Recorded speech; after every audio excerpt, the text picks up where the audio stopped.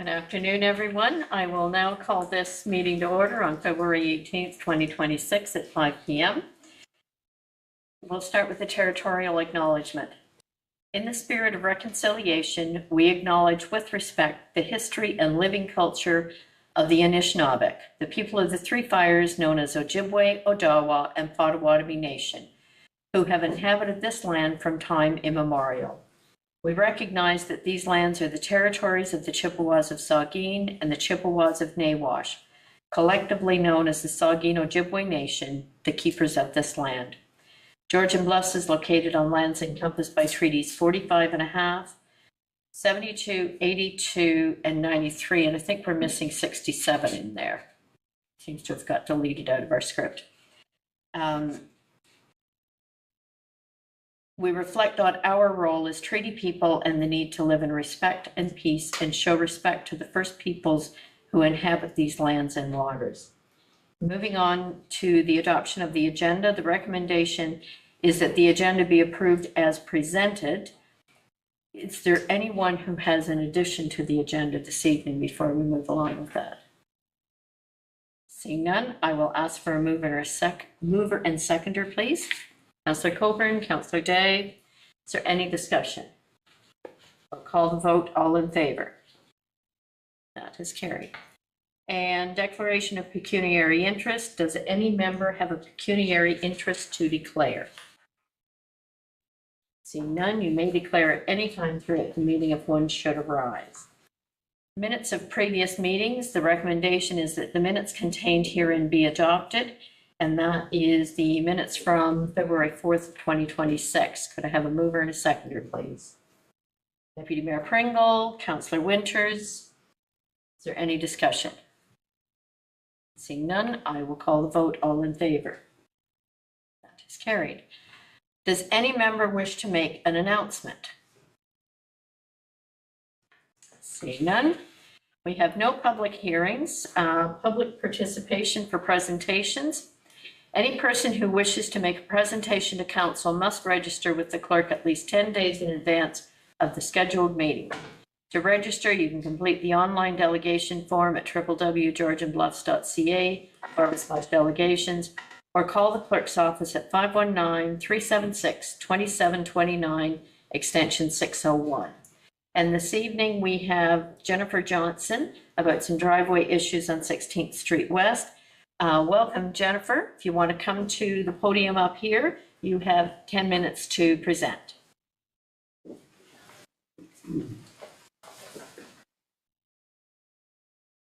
Good afternoon. I apologize. My name is Liliana Ferreira. I'm on video conference. Okay. Ms. Johnston, I am representing them. I don't know if she wants to just quickly address that point. It's Liliana. She's helping us out. Yeah. Apologies, I couldn't hear that. Okay, so I'm taking it that you want this person to speak on your behalf? Yes. Okay, then I'll have you say your name again and what your title is for the clerk. First name is Liliana, Liliana. Last name is Ferreira, F as in Frank, Erreira, and I'm a lawyer. Okay, thank you. So I will have you go ahead then. Thank you. I just want to confirm that the committee received a copy of my correspondence that was sent last week, setting out some points and some maps. Could you kindly confirm that you have received that?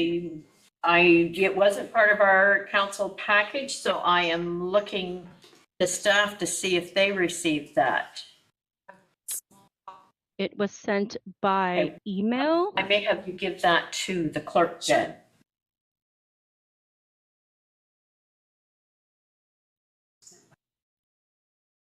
Sorry, you said it was sent by email, and to who? To whom? I believe I will confirm that in, if you bear with me one moment. Yeah. It was sent to J Ward at Georgian Bluffs, C Craig at Georgian Bluffs, and it was copied to Michael Benner. Okay. And that was February 11th at 3:45 p.m. Okay, so council does not have that, and it may just be that it wasn't in time for our agenda package. Okay, so I would request that that be added to whichever minutes or to be considered as part of the submissions that I'll make. It quite frankly summarizes our position. The position of the Johnstones with respect to the closure of the road allowance, there's a competing claim by the neighboring property of 933. They're seeking to split the road allowance that's being closed. The neighbors would like a 4.5 meter portion of the property and then the balance to the Johnstones. As I submitted in that correspondence, the splitting of that road allowance or any other division that would see any other result other than the full conversion or the full transfer, of the road allowance to the Johnstones would be extremely detrimental. Firstly, the property has been in its place, and by property I mean the building, the home residence has been in the current location since the 1940s. It's abutting the property line of the Johnstones. The property is otherwise surrounded by lands that are either subject to the Conservation Act, the Conservation Authority, or part of the Niagara Escarpment Plan. So relocating a portion of that driveway would just not be feasible. It's the only means of access the Johnstones have to the road. Relocating it would require them to seek additional permits possibly and basically go into the escarpment lands or the lands protected by the Conservation Authority. On the flip side, the severance or the division of that road allowance has no impact on the access available to 933. 16th Avenue, they've historically had access on the east side of the property, so that portion is not actually necessary. And part of the documents that I submitted, I've actually taken measurements, mapped it out for the committee so that you can see what I'm referring to in terms of the spacing. I've also included Google Maps images of 933 to show the additional access. Some additional points, the proposed amount would, like I said, require the Johnstones to move the driveway approximately 3 additional meters into the lands. And I'd also, perhaps I can share my screen. The severance, if it was permitted, or the portion allotment to the neighboring property would be inconsistent with the historical use of the lands. It would also require a fence division that would create a situation where disputes would continue to arise. It's my understanding that the committee is quite familiar with disputes regarding that road allowance in between the two parties, the Johnstones and the Moores, whereas the full conveyance would hopefully assist in substantially decreasing the disputes between the parties, and again would be consistent with the historical use and the use permitted by the municipality. As I indicated, the property was built in 1940. Since then, there have been subsequent permits granted to the Johnstones and to the predecessors, I apologize, that would have likely taken into account the use of the road allowance entirely by the Johnstones, any boundary lines, any setbacks requirements that would need to be considered. So we would submit that the use is historically consistent with what the committee what the municipality has actually permitted and encouraged the owners of 926 to use. Subject to that, and I've gone very fast because I appreciate it's only 10 minutes, but I would encourage the committee members to review in its entirety the letter that was submitted. I can resend it to another email if that would assist, but it was sent, so I'm at your instruction, basically. Okay, thank you. And the clerk acknowledges that she has it. And I think because this is only a presentation about this item, it is not actually on our agenda this evening. I would suggest we have it on a future agenda where council has time to read it before we come back to council for discussion on that. I would turn to council. Do you have any questions this evening, or we wait until we can each have read that? Okay, I'm seeing nods around the horseshoe. So I would suggest that's what we do, is have that on an upcoming agenda and we all have a chance to read it and then have fulsome discussion about it with perhaps some other background from staff on it. And for clarification, would you require us to attend again to be able to answer any questions? I'm happy to do so.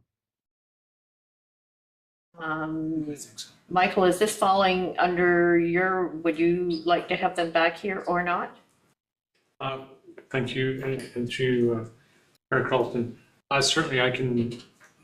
I am working on this in the background where I've had discussions with our surveyor, who's done the survey or working on the survey, and as well as an appraisal done on the property. So, with those information and this information in hand, I can come back with a recommendation report to council, and at that time, perhaps the Johnsons and Ms. Ferreira could join the meeting if they wish. Okay, so I would imagine someone will let you know when that's coming back on the agenda for further information for council. So, okay. Thank you. And if I could, sorry, make one more point, and it was my lead point just to leave it with this.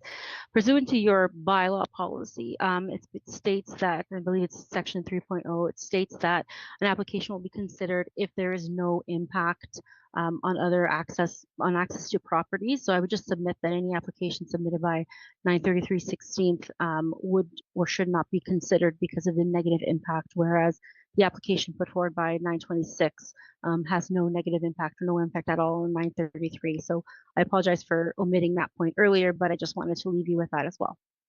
Okay, thank you. And Thank you. Will receive that at a future meeting. So, thank you. Are we close to the 10 minutes? We also prepared a statement if you wanted to hear that. as well. I'm thinking we are, Very short. I'll go quick. Speed read? I would move that we waive the procedure bylaw to allow a short statement by the legislature. Deputy Mayor seconded. Any discussion? I will call the vote. All in favor? That is carried. Okay. Thank you, everyone. Yeah, I know you guys don't have all the information, but I'll try and say my part. Good evening, Mayor and members of council. My name is Derek Johnson, and this is my wife, Jennifer. We own 929 16th Street West. We just want to thank you for your time and everything everyone has done for this so far. I know it can be a pain in the butt.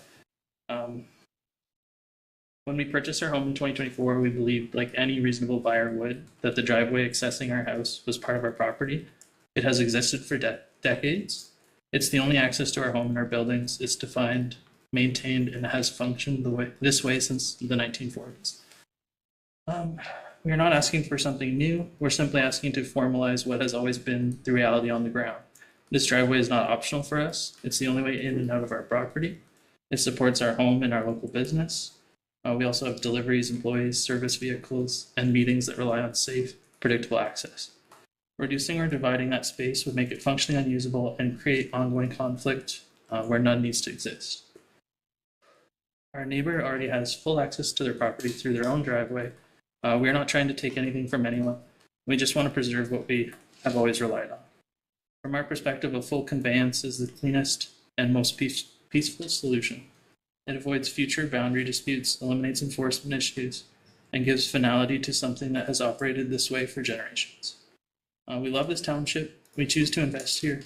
We want to raise our family and grow business here long term.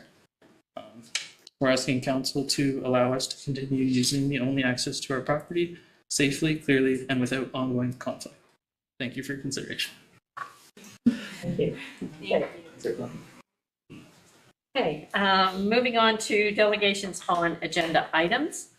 Any person who wishes to appear before council regarding an item on the agenda must register with the clerk's office.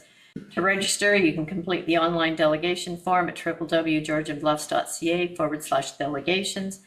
Call the clerk's office at 519-376-2729, extension 601, or register in council chambers with the clerk prior to the meeting start time of 5 p.m. And I think we have two here. I have Ryan Gregg and I have Sherry and Mike Turinette. Are you both speaking this evening to this? I can speak in person. Okay, so Ryan, if you want to come up here to the podium and just give the clerk your name. Ryan Gregg, agent for Michael Turinette on the Alvanley Roundabout zoning application. Third time being here, and we went through it a few times. Just wanted to throw in some common sense points that we may have or may not have brought up so far. So the property in question, earlier, it's kind of a zoning anomaly that it's ag, but it's really small. It's not really appealing to be residential. To the north, Isabel Telecommunications Building. To the south directly is a dilapidated market. I don't even know what to call it, right on the roundabout. Then there is a roundabout, and then to the south of that is a concrete plant. And directly to the west of that is an ATV dealership. So to be a residence and under the streetlights of the roundabout would not be ideal. Again, with it being a zoning anomaly, I believe the previous owners probably were just happy to see it ag because the property taxes were next to nothing. So on a personal note, I drive by that property probably more than everyone in this room combined. And it is run down and really not good for anything. So anything that Mr. Triernet puts into this property is an improvement on the property, on the municipality, and all the neighboring municipalities and traffic goers on the way by. So Mr. Triernet has mentioned it multiple times that it's just storage building for his toys, for his cottage that's nearby in Chesley Lake. Boat, four-wheeler, watercrafts, patio furniture, nothing to be worried about, and he'll be in and out once a month or a couple times a year. His son lives nearby to maintain the property and keep it in top shape, and he's still willing to let the farmer that owns the property in behind access the property for all of his, that is the best access to the 100 and some acres in behind it. So be willing to be a good part of the community for this zoning amendment, and just wants to move up here and get some roots put down. So hopefully, if anybody has any questions during the council process and voting on it, I'll be here to answer those, but that's about it. You know? Thank you, Ryan. Does council have any questions, or we want to wait until it comes on the agenda? Okay, seeing no questions, thank you for that, and we will move on to public inquiries. We have none. Anybody wishing to appear there, it's the same rules as I've already read twice. I won't read it again. Consent agenda. Does any member wish to pull items from the consent agenda? Councillor Day. 9.1.3. Thank you. That was on my list. Councillor Coburn. 9.3.3. Anyone else? Seeing none, so recommendation is that Council of the Township of Georgian Bluffs adopt the consent agenda for information as circulated, less items 9.1.3 and 9.3.3. Could I have a mover and seconder, please? Councillor McComb, Councillor Winters. Is there any discussion? Seeing none, I will call the vote. All in favor? That is carried. And Councillor Day, I'll go to you first on 9.1.3. Absolutely. There's a request for support for radio station CK and X to move from the AM to FM band. And they've requested a letter of support by February 26th, which I think is a reasonable and beneficial thing for us to do. I have checked out their website recently just to take a look at the media and make sure it matches their values as a township. And right on the homepage, there was the Georgian Bluffs Polar Plunge and hockey game with our press release posted. So I would support writing a letter of support if others on council see no reason not to. Okay, thank you. Does anyone else? So I should get you to move that motion first. Can I get a seconder in that? Councillor Winters, and any discussion? Okay, seeing none, I will call the vote. All in favor? Thank you. And yes, I noted that on that there is a February 26th deadline, so we need to have that one gotten out to them for support. Councillor Coburn, 9.3.3.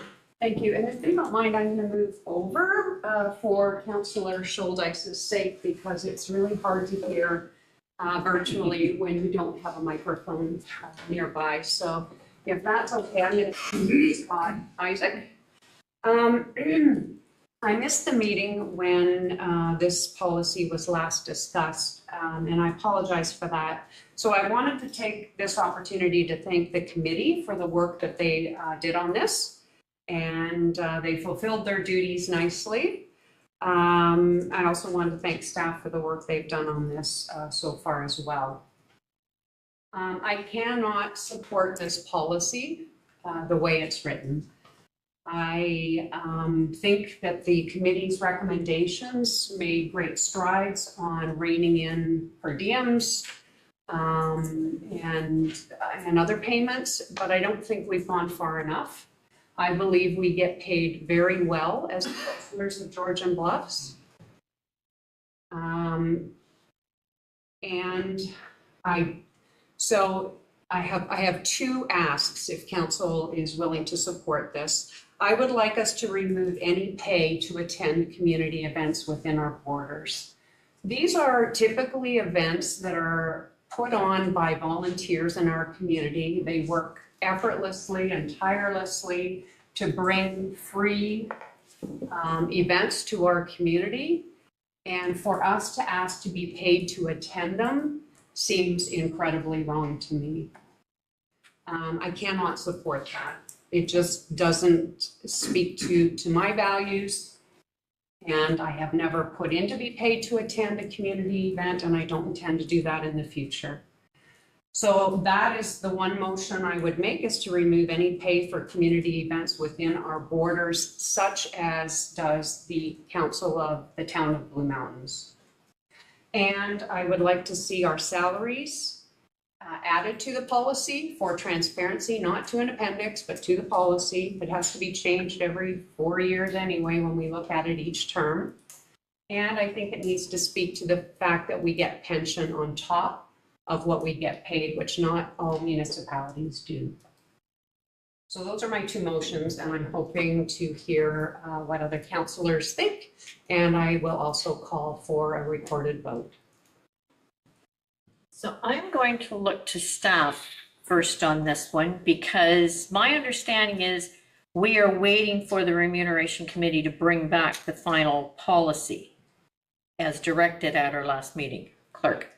Thank you through you, Mayor Carlton. Yes, the policy will be coming back from the committee. They meet next week. So the policy will be coming back with the feedback that council had provided at the last meeting. And that policy will once again be before council for review, and that would be an appropriate time to recommend those changes. Thank you. I may feel differently than others in this room. I feel like the committee's done their job. I think we need to stop sending it back to staff, stop sending it back to the committee. I think this is council's policy. It's our purview. If that's what's been decided at the former meeting, then I'll bring back the same points at that time so I can withdraw those two motions.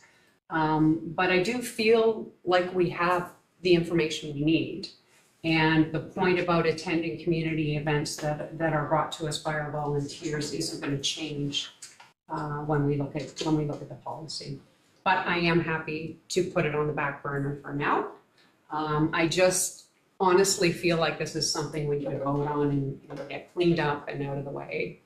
We have a policy, there's just a couple of tweaks we need to make to it, and then we can pass it, rather than tossing it back to staff, back to the committee, back to council, yet again. So I would note that at the meeting that you acknowledge you missed, the decision was to ask the committee to look at this with the directions that had been given to council. So changing what we're doing now would seem wrong. CAO. I'm just going to thank you through you, Madam Mayor. Councillor Coburn, you had forwarded comments at that time for the meeting, and they were reflected in that meeting. So in your absence, I did take the opportunity to summarize the concerns that we had heard, including yours. So the very comments that you make now were taken back by the committee. So hopefully when you see their product come back, it'll have not acknowledged those that are aware of your concerns.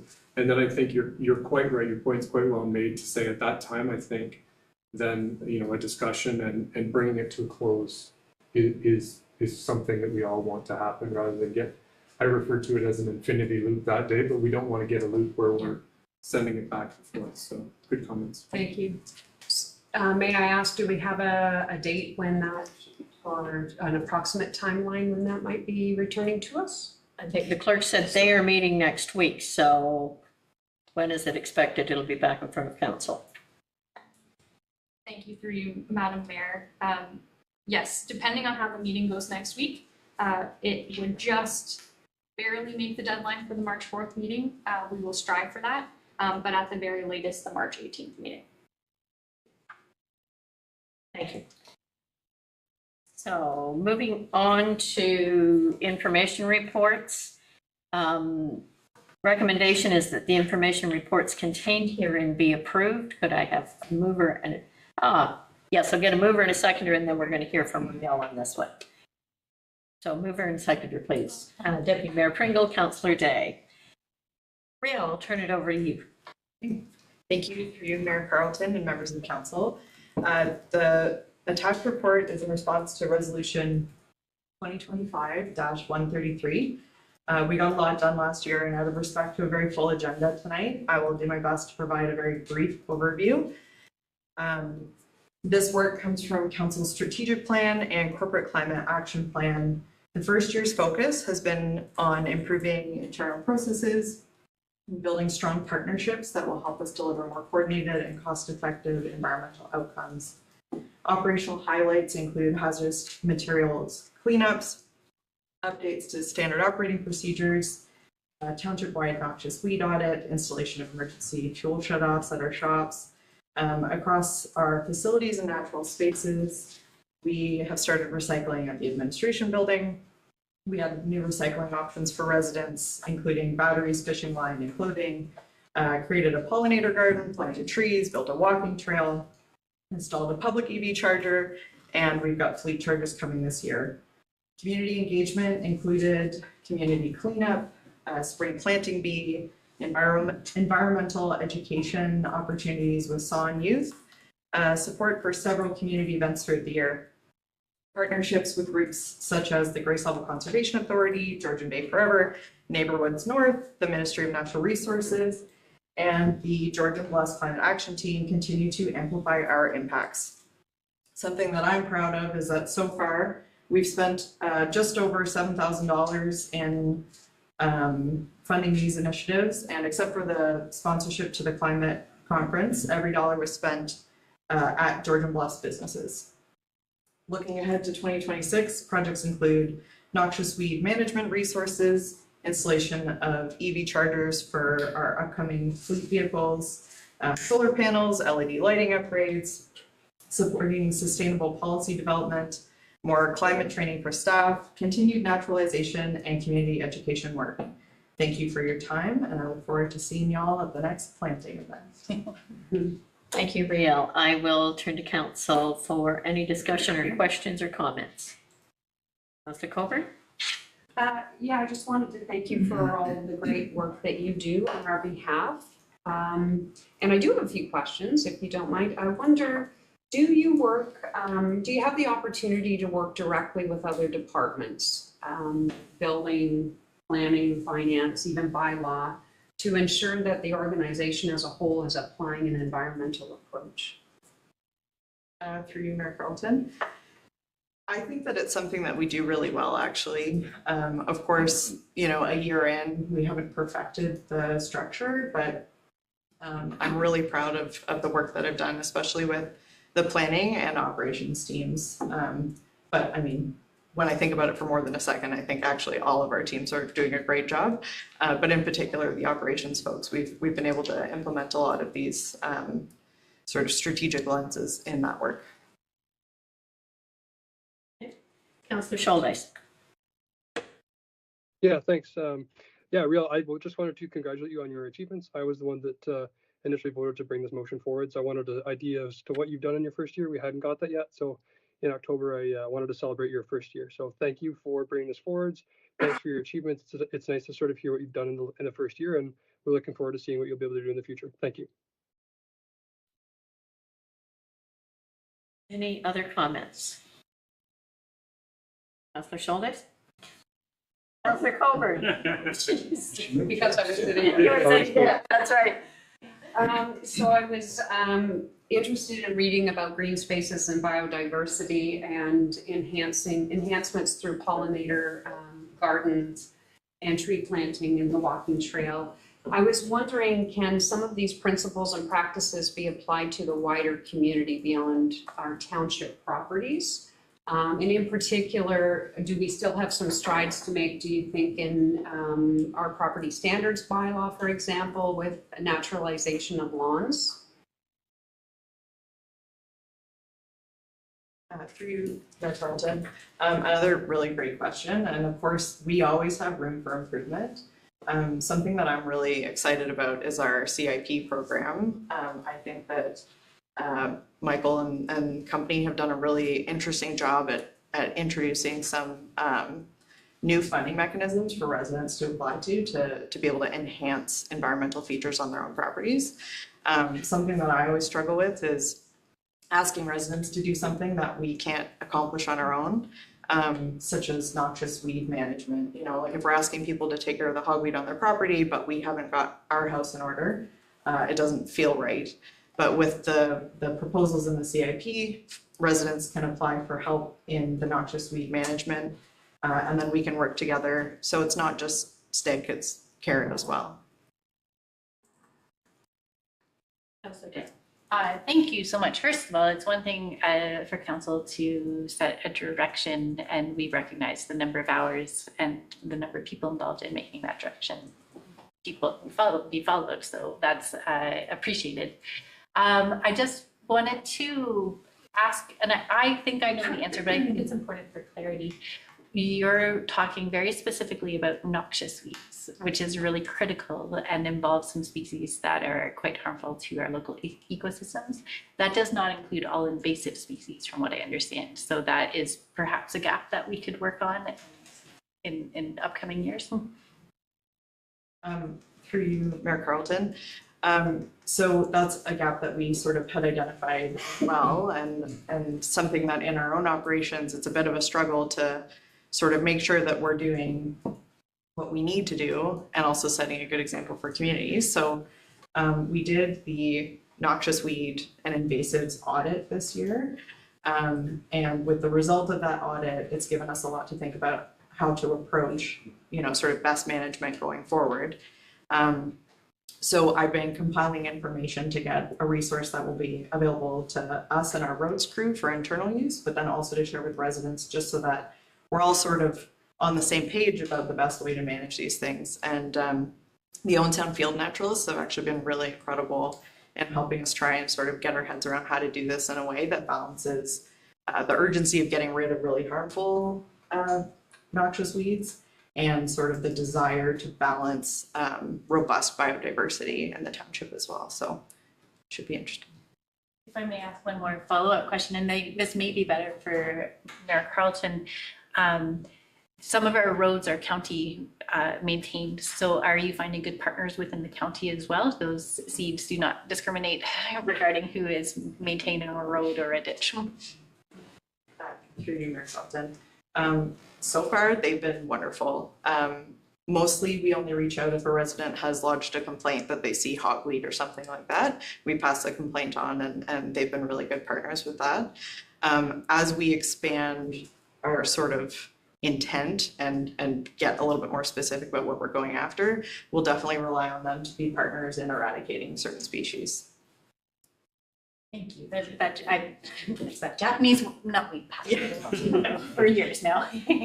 I would suggest that that's an area where Grace Auble can also be involved as well, because they'll have expertise and knowledge there. So, Deputy Mayor Pringle first. Yeah, thanks, Mayor Crowell. Yeah, great report, Rael. There's good to see what we've done and see what we're going to be doing down the road here in the future and stuff. But for myself, I really want to put out a shout out to Roger Martin for the work that he's put in this with the piece on the electrification piece of it with his tools and stuff we're able to use. And yeah, I just want to send a shout out to Roger on that.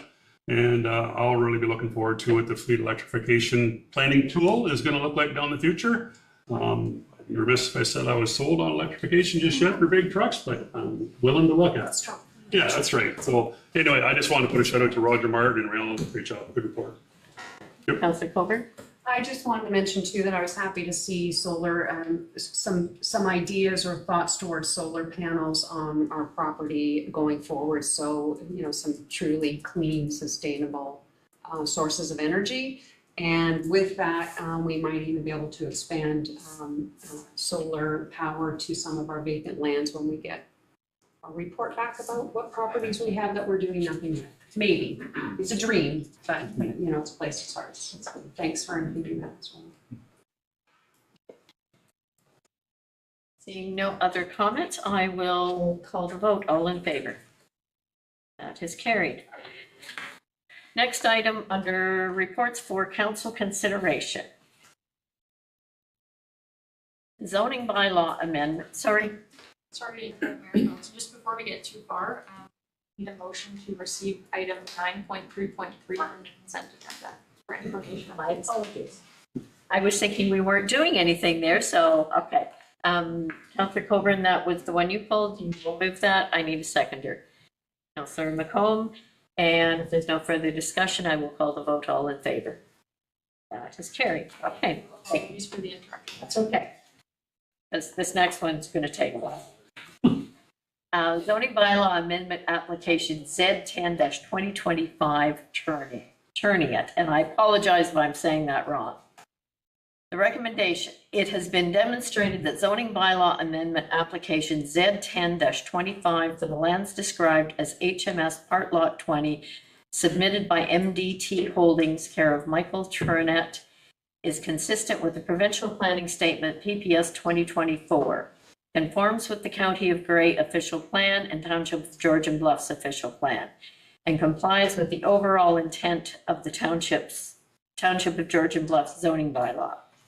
Subject to the following provisions, it is recommended that application Z10-25 be approved and that the amending bylaw be prepared and forwarded to council for adoption. That the amending bylaw includes A provision which shall prohibit a residential dwelling unit within the proposed accessory structure.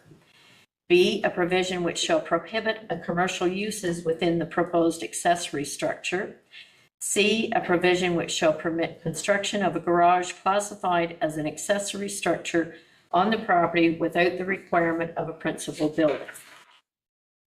D, a provision to permit relief from Section 5, Table 5.1 of the zoning bylaw to permit a lot coverage of 14.5% where a maximum of 5% is currently permitted, and from Section 8, Table 8.2 to increase the permitted lot coverage from 10% to 14.5%. And E, where significant karstic features such as bedrock fractures are encountered during site preparation and/or construction, a karst hazard study must be completed by a qualified engineer to support the application. Could I have a mover and a seconder, please? Deputy Mayor Pringle, Councillor Scholweis. Is there any discussion, or does staff have anything to add at this point? Any questions? Michael, go ahead. Thank you to you, Mayor Carlton. I can certainly provide a brief overview of the comments received in the application, like we typically do if council is so willing.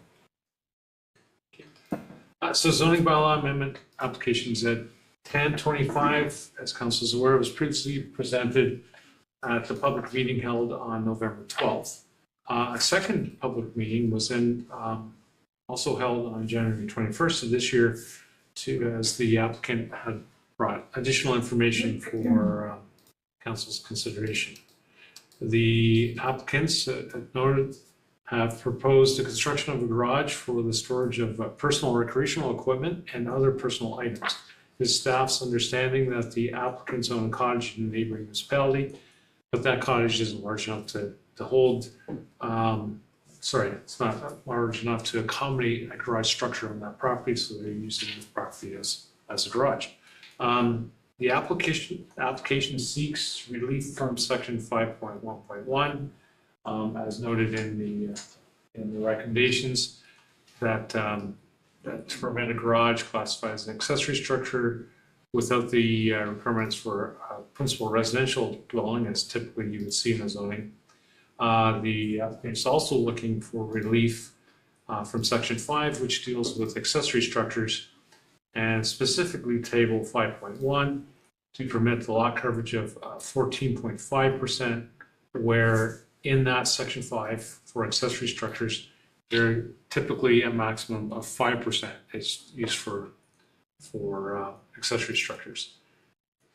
While we're speaking of lot coverage, section 8, which deals with the agricultural zone, also has provisions for lot coverage, and in that case, they're looking at permitting lot coverage under section 8 from 10 to 14.5%. The Through the public meeting process and circulation to agencies, staff did receive a number of comments related to the application. Staff note that GEI consultants provided comments on October 29th, indicating that subject property is not within a municipal drain. Just as a reminder, GEI is essentially our drainage superintendent for the township. Christopher Slocum is our drainage superintendent, and he works with GEI. So they don't have any concerns from a municipal drain perspective.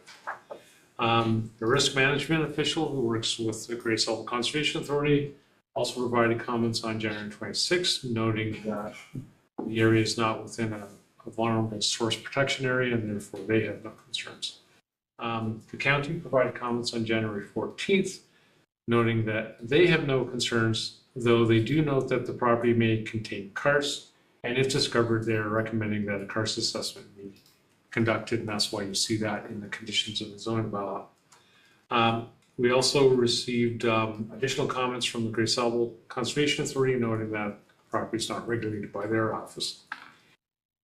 And staff did reach out to the Saugeen Ojibwe Nation a couple times to try to obtain comments from their office regarding the zoning amendment.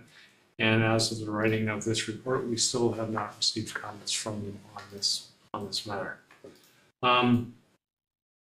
We also received comments from several members of the public, and based on the concerns raised regarding there are several actually concerns raised, and they were regarding road safety and site access. And planning staff note that comments have been received from the County of Craig Transportation Services Department that kind of indicate that they have no concerns or objections related to the proposed development, as the subject property is located on a county road. Matters relating to road safety, access configuration, and traffic operations fall under the jurisdiction of the county's operation and transportation team, who will continue to oversee these requirements as the property is developed. While a right in and right out access configuration is not ideal, staff note that and this is the county staff, note that the onus will remain on the applicant should have access to the property, occurs safely, and does not negatively impact surrounding residences. It is further anticipated that the proposed garage, which will be accessed infrequently through the year, will result in significant fewer traffic impacts than a residential dwelling or commercial use of this site will generate. With respect to concerns regarding the storage of materials within the accessory structure, Ben, our planning staff, whose script I'm kind of going through this evening, notes that the zoning bylaw regulates the use of the structure rather than the internal contents within the garage. Should concerns arise regarding storage of hazardous materials, such matters would fall under the jurisdiction of the Grey Sable's Risk Management Office and other jurisdictions. Regarding lot coverage, staff acknowledge that the subject parcel is an undersized lot that would not typically be created under current provincial and municipal policy. Despite these constraints, the current proposal represents a scaled back development form which was previously contemplated and is considered appropriate given the site-specific limitations to the property. And given all of that, in conclusion, staff are recommending that the application for zoning amendment said 1025 be approved, subject to the conditions noted in the recommendations. Thank you. And I'll look to council. Any questions? Deputy Mayor. Yeah, thanks, Mark Earl. Yeah, just for clarification or for my own benefit, I guess, in the letter by the homeowner there, they said that the shop's going to be 40 by 40.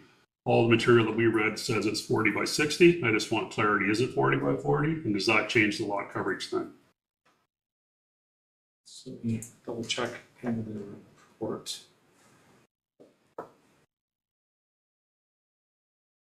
Oh, yes, it is 40 by 40. Yeah, there we go. Yeah, thanks. No, that was just for clarity for me. So that would change the lot coverage then, right, Michael, on that then? Yeah, sorry, through you, Madam Chair, and to Deputy Mayor. That would reduce the lot coverage requirements. I just, to be honest, I don't know if Ben recognized that in his, I believe he may have recognized that in his recommendations. But we can double check that before we bring the bylaw back. Right, well, Dave just mentioned there that it is 40 by 40. I just was for clarity for myself. I seen the discrepancy there. I just wanted to make sure it was 40 by 40, and I'm good with that. Thank you. Good catch. Councillor Winters. Through you, I mean, this, I've spoken up against this before, but I think this makes the best of a bad situation. So I'm not opposed to the application, but just some clarity on karst. Reading the county's comments, and the county staff say staff strongly recommend that a karst hazard study be completed by the applicant in advance of any disturbance or construction to assess the presence of karst topography and mitigate any potential hazard. Second sentence says, if during construction they find karst, a professional engineer must be engaged. Who polices karst? That's a county responsibility. It's identified in the county's official plan as they identify the areas, and they're the ones that recommend whether or not a karst study should be undertaken. Seen karst referenced as anything less than a meter of overburden. I've seen karst this week referenced as anything with 2 meters or less of overburden. Karst seems to be a moving target. And then that was just my comment here, is it seems to be verbiage that we put in reports. The county's not running around and investigating and looking. Okay. Councillor Coburn. Thank you, through you. So I had a similar question about the karst comment. Normally, we would see the recommendation for a karst study before, and this is saying, go ahead and construct, and if you run into anything, let us know. So clearly, the need for a karst study has been determined not to be required. And Mayor Carlton, that's to be honest, the recommendations we're receiving from the county lately are very pulled back quite a bit. And typically they would be asking, I was surprised to see that they weren't outright asking for a karst assessment, because that's typically what we've seen in the past. And to now say that if you do experience karst conditions, to get an engineer is I think a new direction from the county. To be honest, I don't know exactly why they're taking that direction now on this one, but that was their recommendations. I mean, I don't know how important it is, but I would be curious to know why their recommendation seems to be a bit fluid where karst is concerned. In this case in particular, that might be helpful for us to know. Councillor Day. Building on that through you to Michael, sorry, for your role there for a second, just the word. I would be curious if the county has changed its approach to karst, to know about that from a broader perspective instead of just on a one-off basis, and just have a better understanding of the full scenario going forward. I don't know if that's something that would need a separate motion or could just come back the next time karst comes up. Mayor Carlton, to both Councillor Coburn and Councillor Day's concerns, I can certainly reach out to the county's planning department and get a better sense of why they're changing their tune on karst assessment, and to be honest, some other assessment requirements that they've looked at in the past more closely, and now they seem to be pulling back a bit. I don't know exactly why that's happening, but certainly happy to go find out why and then report back to council on it. I'm still reading in the county's comments. Staff strongly recommend a karst hazard study be completed by the applicant in advance of. You don't think the county is taking a position there? It's certainly, through you, Madam Chair, it does sound like they are taking a position. And it's the next sentence that is throwing us off, I think. I don't have that in front of me. Do you have it in front of me, or in you for what that next sentence is? The next sentence says, should karst be encountered, a professional engineer will be required. The first sentence says, we strongly recommend a karst investigation be completed, not by a professional engineer, by a qualified individual. Should you run into karst, then a professional engineer should be engaged. That's what that sentence is saying. It's really recommending their karst study be done to mitigate any potential issues, not, hey, let's start digging and what are we going to do now and who polices it? The whole idea of karst is that we don't end up with sinkholes like the state of Florida, when tomorrow the buildings start collapsing and whatnot. So I read it as the county really saying, I think there should be a condition, not during, before. Mr. Coburn? Yeah, so I had the same comment. So when it comes to E in the amending the amendments, I would be far more comfortable personally if that said that we were looking for a karst hazard study rather than just going by the second sentence that Grey County is offering us and maybe focusing for safety's sake, erring on the side of caution to go ahead and do that prior to, but those are just my thoughts.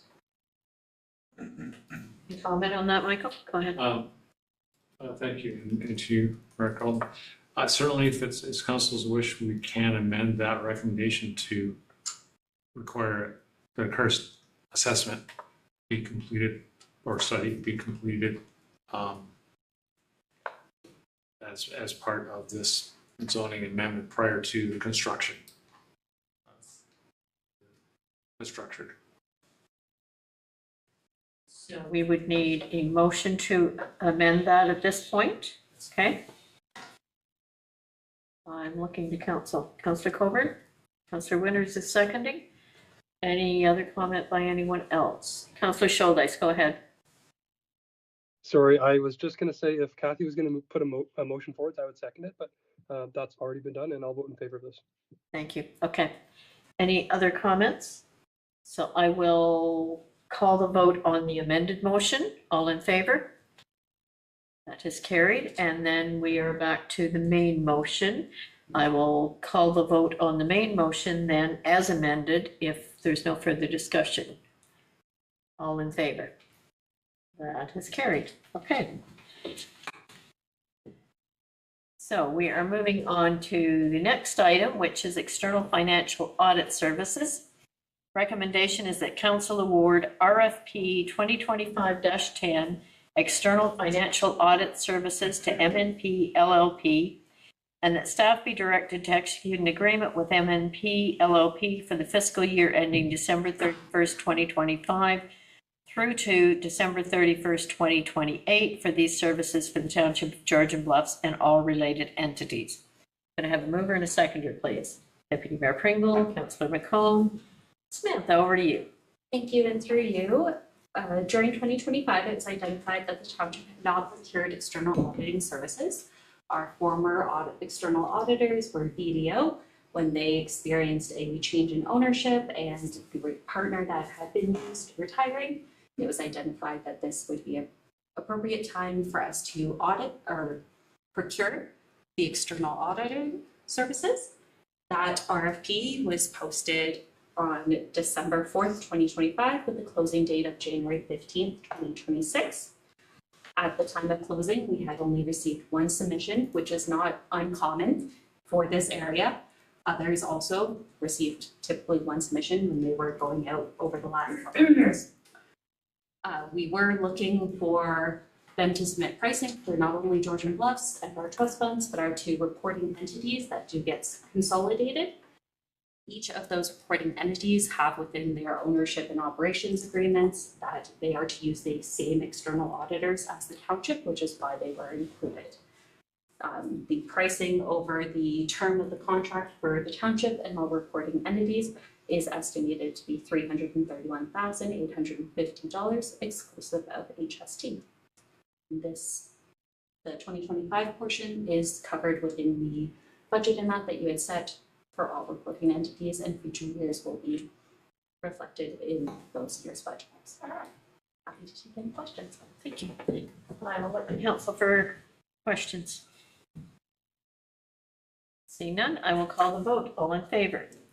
That is carried. And next item is our 2025 compliance with OREG 284/09. Recommendation is that committee of the whole should say council. I was going to say we're not committee of the whole yet. Recommendation that council receives staff report COR 2026-04 titled 2025 Compliance with OREG 284/09 for information, and that council adopts this report, which meets the requirements of Ontario Regulation 284/09 and outlines preparation of the 2025 operating and capital budgets to a public sector accounting board compliant format. Could I have a mover and a seconder, please? Councillor Winters, Councillor McComb, and back to you, Smith. Thank you. Through you. This Ontario regulation, I can't speak to why we were not compliant in the past. It was brought to my attention at the all treasurers meeting for lower tiers in Craig County nearing the end of 2025, and no other treasurers either at that meeting really had known it. The county had only just heard about it recently as well. So it's unfortunate that we were not compliant, but we are trying to rectify that now with our compliance. Each year when the auditors are here presenting the draft consolidated financial statements, they'll highlight that on the statement of operations that your actuals are much higher than your budget because actuals includes amortization and budget does not. This is not something that they would ever catch in their audit because an audit, the purpose of an audit is to provide an opinion on the financials that are presented. So this Ontario regulation will update that budget column to have your budgets on that statement be more in line with your actuals. So a general public user can at an easier glance know if you are in line with what you have budgeted. There are no financial repercussions or financial impacts associated with this compliance. It allows for that easier transparency on that statement, as amortization is a non-cash transaction. You do include in your annual budgets your reserve transfers to fund your capital purchases in the actual capital purchases themselves, which are your cash items included in your normal budgets. Thank you. Any questions or comments from council? Seeing none, I will call the vote. All in favor? That is carried. Moving on, the recommendation is that council be recessed and hereby moves into committee of the whole. Could I have a mover and a seconder, please? Councillor Shouldice, Councillor Day. Discussion, I'll call the vote. All in favor? That is carried, and over to the deputy mayor. Thank you. All right, for committee of the whole, the council will be at recess and hereby moved into the committee of the whole meeting. Got that looked after. Our first report is 12.1. Report for committee consideration is 12.1.1. Report DEV 2026-02 Kemble Culvert Project Update. And the recommendation reads that council receives staff report DEV 2026-02 entitled Kemble Culvert Project Update. The council directs staff to proceed with tendering of construction in 2026 for the reconstruction of structure K-0021 project, substantially described as expanded scope option 1 in the associate staff report within the community of Kemble. And that council directs staff to report back with tender results for council's consideration and award. I need a mover and a seconder to put on the floor. Councillor Coburn, Councillor McComb. Any discussion so far? Well, I guess we'll turn over to Michael first. Let you do your part. Thank you, Deputy Mayor. I'll try to be brief. The Campbell Culvert Replacement Capital Project was approved as part of the 2025 capital budget to facilitate the replacement of structure K0021. That structure is a very long corrugated steel culvert, I think. That's basically under the intersection of Kemble Rock Road and Concession 20. That culvert is failing, and as a result of that, there's always been a tendency for flooding in the Kemble area, and with failing culverts, that flooding is exacerbated. So originally, the project was to just replace that one culvert with a new open bottom concrete structure that would essentially be located totally within the intersection and then tie into the existing ditch work both upstream and downstream of that culvert. When the Pearson Engineering was retained to do the engineering on this project, And through the more detailed review of the whole drainage system that runs kind of through Campbell from the drainage essentially flows from the northeast to the southwest. So through that additional work, the engineers recommended that a downstream culvert system comprised of 4 smaller culverts also be replaced. And that 4 culvert system, which is just west of Campbell itself, is essentially the receiving culvert for structure K0021. So staff requested that Pearson's provide an additional review of that work and provide some financials estimates to see what that scope of work would entail. So essentially that brought some additional work into play, and Pearson's came back with 2 expanded scope options. The first expanded scope option, which staff is recommending, council's not recommending anything yet, but what staff is recommending would see the certainly K0021 being replaced, but also that existing quad culvert be replaced, and the ditching between those 2 culverts and a little bit of ditching upstream of the intersection in Campbell be upgraded. That in itself would help to further assist in improving storm flows in the Campbell area. It will also help to reduce flooding. It may not eliminate all the flooding, given the fact that the topography in Campbell is so incredibly flat. Still may be some flooding. There's no way of knowing that, but at least this work recommending as under expanded scope option 1 would greatly improve the existing situation. So that expanded scope option 1 has a price differential to it. So the overall project estimates would go from the approved $950,000 to $1,095,000.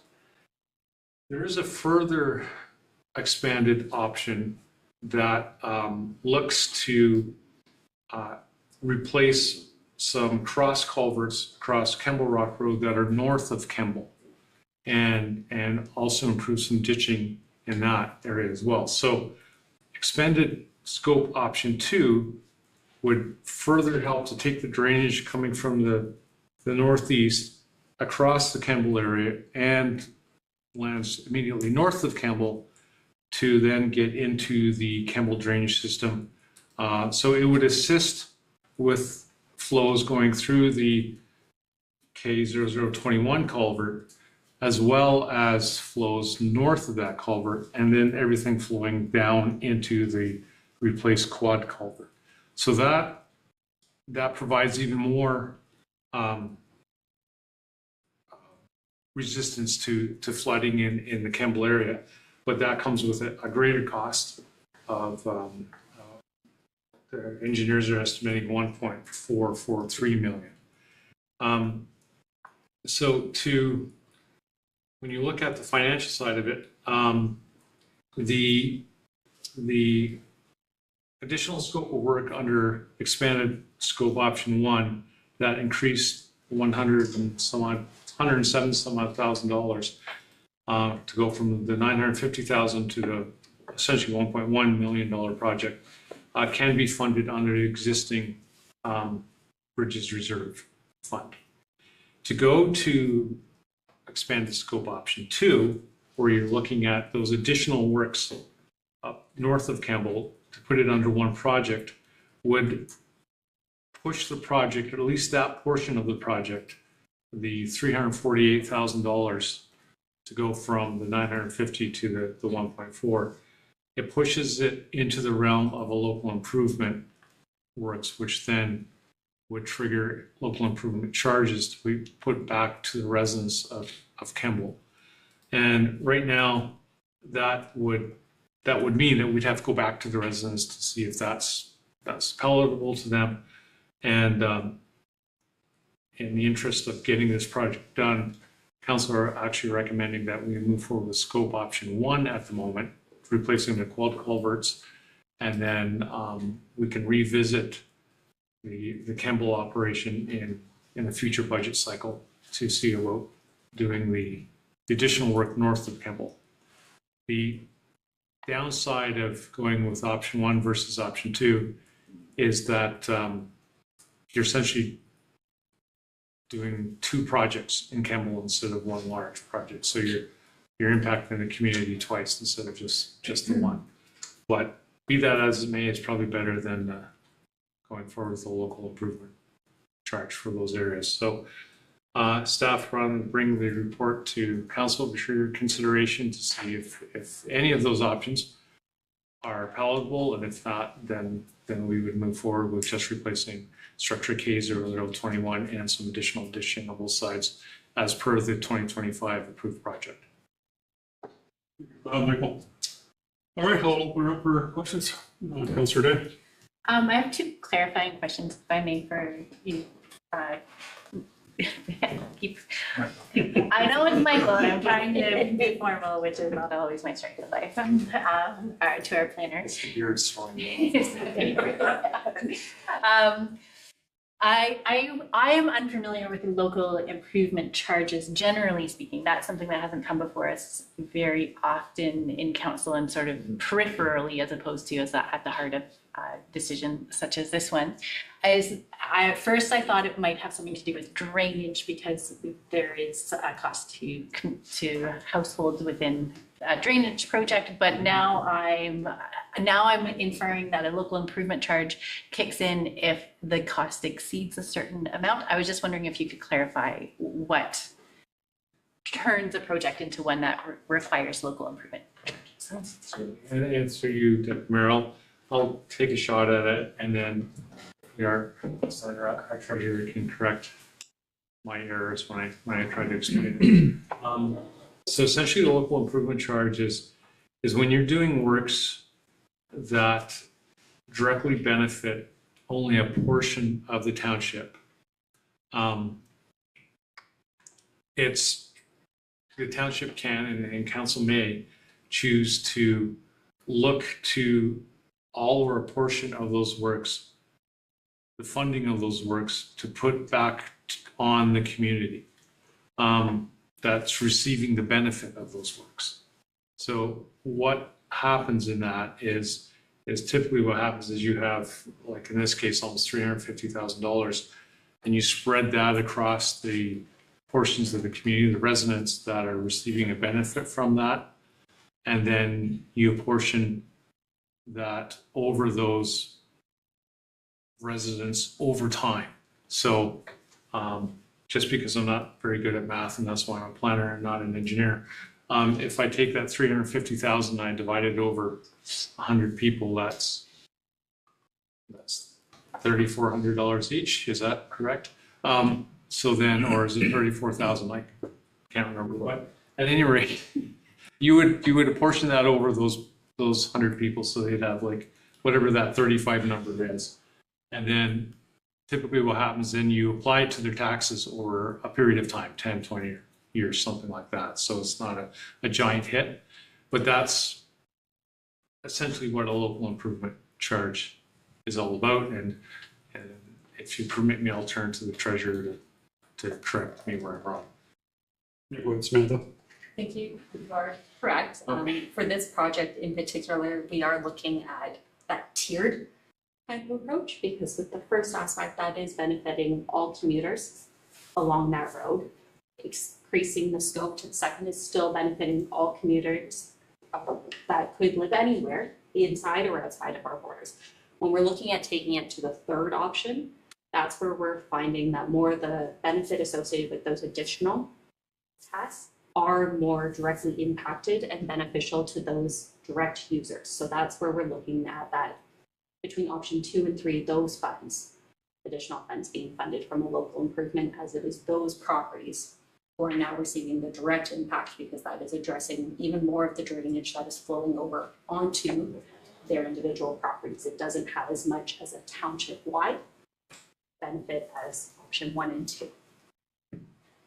Go ahead. Just to follow up, I think I'm starting to understand. I understand the concept. What I'm trying to pinpoint is when we apply it. And it sounds like it has to do with if the project really, really very exclusively benefits us, the local community for us. And it could be about drainage. It happens to be about drainage here, but it could be about another type of construction as well. It could be almost any capital project. I don't have the legislation right in front of me, but they do cite what is like explicitly would be allowed. For reference, the township of Georgian Bluffs used to have streetlights that were a local improvement to those who lived on the road that had a streetlight. I believe it was maybe 2018, 19, elected to move that into the tax base opposed to a local improvement. I've seen other municipalities that have had local improvements for a bridge, where the bridge is the only one access to these 25 properties, that a portion of that bridge had been funded through the local improvements, as that bridge is what benefits those 25 users. So there are a lot of projects that could be, but you do have to make the link that it is directly benefiting those who are responsible to repay the local improvement. Thanks, Samantha. And Councilor Winters. Thank you for the report, Michael. I mean, this is a big issue. And this is a pretty drawing with nice green colors and blue colors and stuff on it. I agree that the infrastructure in the intersection is deteriorated, needs to be replaced. Replacing the infrastructure as it is on this drawing is not going to fix the drainage issues in Kemble. The drainage issues in Kemble actually start to the northeast of the village, a couple of farm properties away. It migrates across the property, it comes into the village. We control it in the village, we fight it in the village, and we take it back out of the village. The word local improvement bothered me here for a couple of reasons. One is making the locals pay for water that's coming from other township roads into the village isn't really the fact that I want to go down.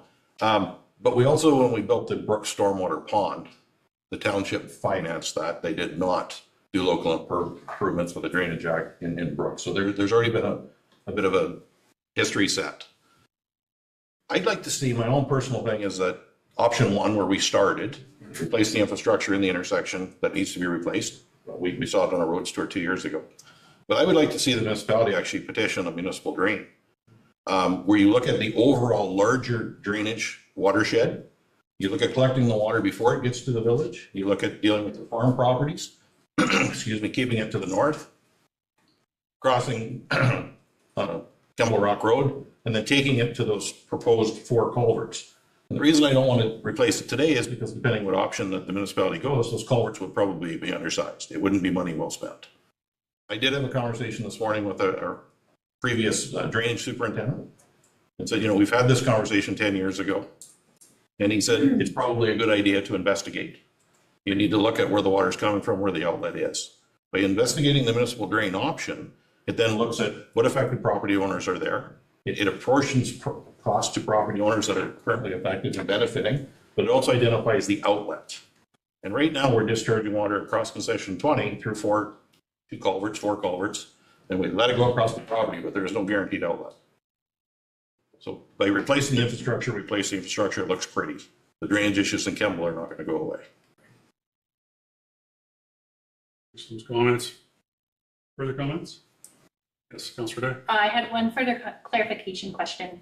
I understand the impact to the community would be, in a way, less impactful to have all the work happen at one time for option number 2. Just to confirm, the financial cost would not be decreased in any way by doing all the work at one time. It would just be split over different periods of time. The cost would not be higher by selecting option 1 in the long run. Michael? If you get from there. So if we went with option 1 or the original option, and we just did the work now for not doing the works north of Kemble, leaving that for another project, that other project would have to be reevaluated at the time. So I can't guarantee that that would be that exact price. I would think it would come in awfully close. But that's something that we would have to explore further if we decided to go with option 2.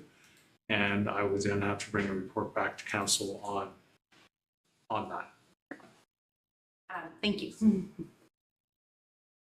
Further questions? I guess if I could provide a comment on it too. My fear is if we went with option 1, when would we ever get option 2 completed? And we've already had issues this year already on the north end of the Kemble Rock Road with lands flooding over to the west and into the Guy's Barn and different things like that. So we already know there's an issue on the Kemble Rock Road side, the water coming across. And to Councilor Winter's point there too, a municipal drain is maybe something that needs to seriously be looked at. But I guess where I struggle too with the whole piece is I struggle too with being an improvement to the landowners. This has been a problem for 50 years, right? So I don't really believe you're not going to get that many property owners in the section that's outside the area right now in the blue. I didn't feel it was really, should be bared to them to have to fix something that's coming from elsewhere, water coming from elsewhere. So I personally was looking at option 2 myself, but I'm seriously considering if Councilor Winters wants to bring something back on the municipal drain side of things and how we play that out from there. So still thinking on it, but my fear is if we go with option 1, when are we ever going to get option 2 completed? Because it'll still be the problem. This is kind of where the Councilor McComb. Yeah, if I can ask, I was under the impression that there's a certain amount of urgency to this. Is that still correct?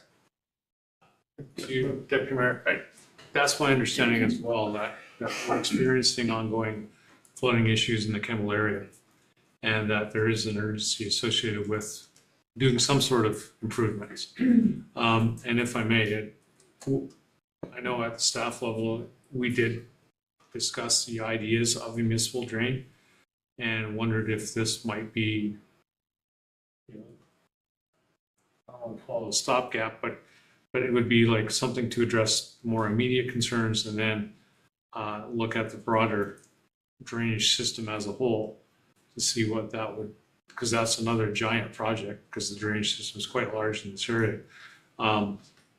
Maybe that's something that we could do as a larger, more permanent fix to the drainage concerns in that area. As a follow-up question, if I might, does this need to be replaced regardless? Like, I guess it's the sort of good money after bad. Does it make sense to do this now and then investigate the municipal? That large culvert under at the intersection of Concession 20 and Kemble was identified as needing replacement. And I'm just looking where it was in, we have our biannual OSIM, which is the Ontario Structural Inspection Manual reports that in this case were done by Pearson Engineering. They did identify that structure as failing and needing replacement. Councilor, if I may, just to help Councilor McComb there. In 2025, we stopped there on the roads tour, and the catch basins in the intersection are actually failing, and you can see the ground. So the catch basins itself, everything identified in the red there, it is in need of replacement. Is it catastrophic that it's going to fail tomorrow? No. Should it be done sooner than later? Yes. But again, I just want to make council aware that it needs to be done. It's failing infrastructure. But this is not going to solve your drainage issues in Kemble. This will fix failing infrastructure that currently exists. Nobody can stand here and say this is going to fix your flooding issues, and the same issues will not happen again next year. They've historically happened for 50 years. The volume of water that comes out of the ground, the rock, can't be estimated, and you battle it. As soon as the ditches are full of snow and the water starts, it'll be dry one night, and 4 hours later, the village will be flooded. It comes that fast. It's not a gradual flood. It's water coming from outside the village, heading through here. Yeah, the other thing that alarms me, and it's a moot point, but the structures identified in our OSIM inspections, which is structures greater than 3 meters in width and span. The two 1,200 millimeter culverts are not over 3 meters in width. Yes, they need to be replaced, but I'm not sure why it falls in our bridge inspections, because it doesn't meet the criteria. Coburn? Thank you, Chair Pringle. So to Councillor Winter's remarks, I'm finding I just feel like this issue is getting bigger and bigger. So we know we have some immediate concerns need to be dealt with. Perhaps through you to Councillor Winters, what's the solution then for the long-term flooding issues that we're going to continue to see coming from the northeast? It's in my mind, and in the conversation I had with the former drainage superintendent, it's capturing the water outside of the village, outside of the hamlet. You can't continually bring all that water in through the village and try to control it through confined structures. The reason Kemble floods is that the rock is fairly prevalent. The ditches are dug to rock. There's zero side slopes to the ditches that exist. It's down to rock. Nobody's done any blasting. It's fairly flat.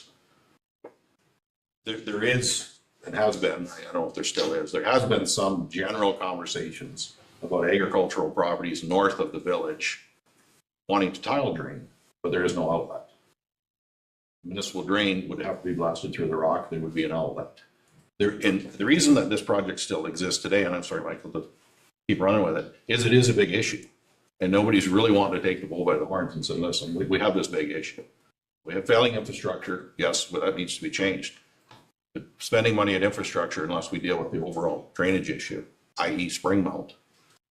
Right? We did the municipal drain in spring melt, the flooding there is gone. This is going to continue. And I would, you know, as Deputy Mayor Pringle alluded, I would make a motion that we start investigating the municipal drain.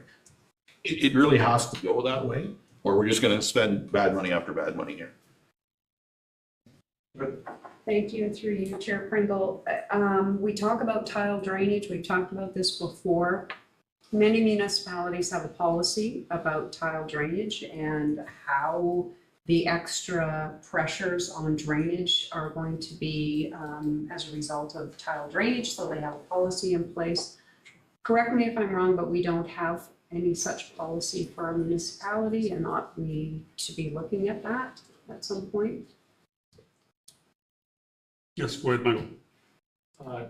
And to Deputy Mayor, that's my understanding, that we don't have a solid tile drainage policy.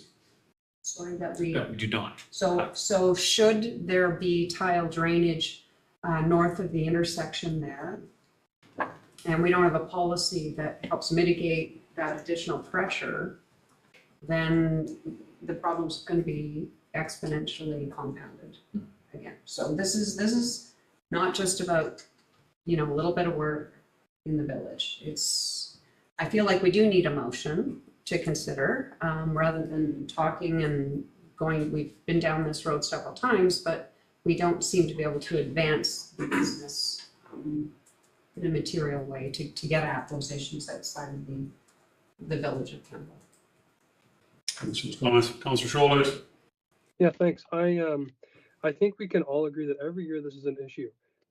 We get emails and phone calls from residents in Kemble about the excessive drainage. So I am quite frankly happy to see any sort of improvement in that area for those folks. I am going to say that if Councillor Winters was going to make a motion about this drain, I would happily second it. Any sort of improvement would be great for these folks. I'd be happy to make something happen for them. Thank you for that. All right, well, so any further conversation? Looking to Carly here, will we vote on this one and turn it down, or make a motion to amend this one? Let's go ahead. Thank you, Mr. Chair, through you. I would suggest that if council is not supportive of the motion as it stands, and if there's, you know, additional information that's needed, including the investigation of whether a municipal drain could happen in this area and sort of what those requirements would look like, I would recommend that this motion be deferred and that staff be directed to bring back additional information about a municipal drain. Okay. Councilor Winters. I mean, I still agree that the infrastructure in the intersection needs to be changed. And it was approved in the 2025 budget. I think my motion, if I had to make one, would be let's proceed with the original scope. Right. And let's investigate a municipal drain. So, Yeah, I think following up on what Councillor Winters is saying, so we have a project that is approved, and I think I'm restating what Councillor Winters is saying. It's not municipal drain instead of infrastructure work. It's, should we be pursuing that in addition to the budgeted work? So I think I would need help crafting this, but I think it's a decision about what do we proceed with from the budgeted work, and then a direction to initiate the work looking to a municipal drain. Councillor Day? Before we craft the motion, I just wanted to double check because there was a lot of information which is not on a topic where I have an area of expertise, so I need to clarify. In one of your, through you to Councillor Winters, and one of your comments, I think I heard you say that you might have concerns with the size of the culvert going in, or was that a different culvert? No, different colors. Okay. So if you look at the drawing that has the colors on it, everything in red was the original scope of work. And that won't change. What I'm concerned about is down here in the green where they show the cross culverts, where they propose the twin 1630 by 1120 culverts. That may increase depending on what a municipal drain looks like. So that's what I'm advising at this point in time, that we don't touch that end of the scope. We deal with the infrastructure and the intersection. Because really the two proposed areas of expansion on this are basically driveway culverts and some road crossing culverts. They're minor in the big scheme of things, but the big dollar ticket is the intersection. It's the catch basins and the buried pipe that runs along the north side. Okay, any further questions? I think we're just waiting for follow-up on. Like, get somebody out. Sorry, I think if you, I do have an idea of how to craft a motion that might work for this, unless you guys have beat me to it. But I would suggest that when you look at the second recommendation, where it says, and that council directs staff to proceed with the tendering for construction in 2026 for the reconstruction of structure K0021. Kind of stop there and replace the substantially described as expanded scope option 1 with as proposed through the 2025 budget. Through the 2026 budget, not as the expanded scope, but as originally proposed through the 2026 budget. And that, then we get down to the next recommendation, and that council directs staff to report back on the consideration of a municipal drain for the Campbell area. Something like that sounds about right. Councillor Day? Yeah, I like the wording, and I also don't want to lose Councillor Coburn's idea about a bylaw for tile drainage, and I don't know where that fits into this conversation, or this motion, or perhaps another motion, or if this is not perhaps the right time. Notice the motion would work too for bring it forward. I mean, I don't mind putting a motion on the floor right now. It's part of this discussion. It's not separate, so is now the time? Or do you need to deal with the one that's already on the we can floor? deal with the one on the floor. Yeah. Councillor Winters? I like where Michael's heading, but I'm just concerned that we just talk about structure K21 and not the associated intersection works as well. I think it's important that those catch basins, which we showed last year that were failing, are included in that structure scope of work. So whether it's the structure K21 and associated intersection work. I think if we go with the original scope of work, at 900,000, that's the wording we're looking for. That's the red section. Original scope of work. We catch that? Yes, Samantha. Through you, I don't mean to propose this option and further confuse me. But if you were to defer this report, as the purpose of this report was expanding of the scope, that would leave us with the original scope that is in your budget. We can tender for it. Then if you are to provide direction to staff in relation to the municipal drainage and the tile drainage, thank you, tile drainage, then we could act on that.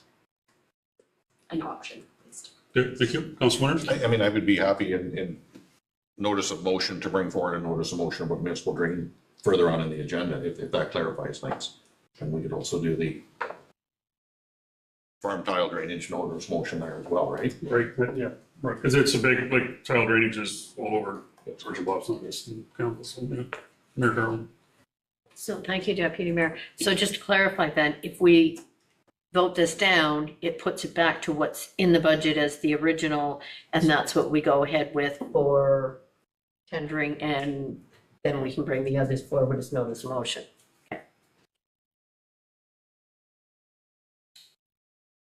Everybody clear? Okay, so if we go back to the main motion, or we're gonna amend it?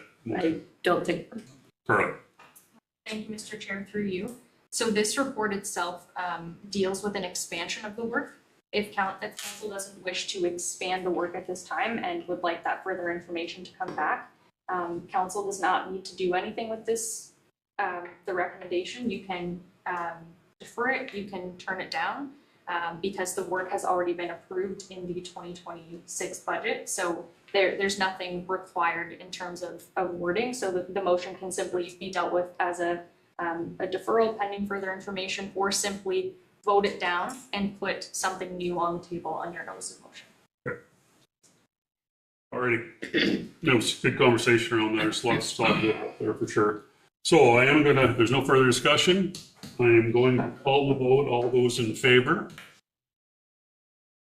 And that has failed. We're good. Thank you.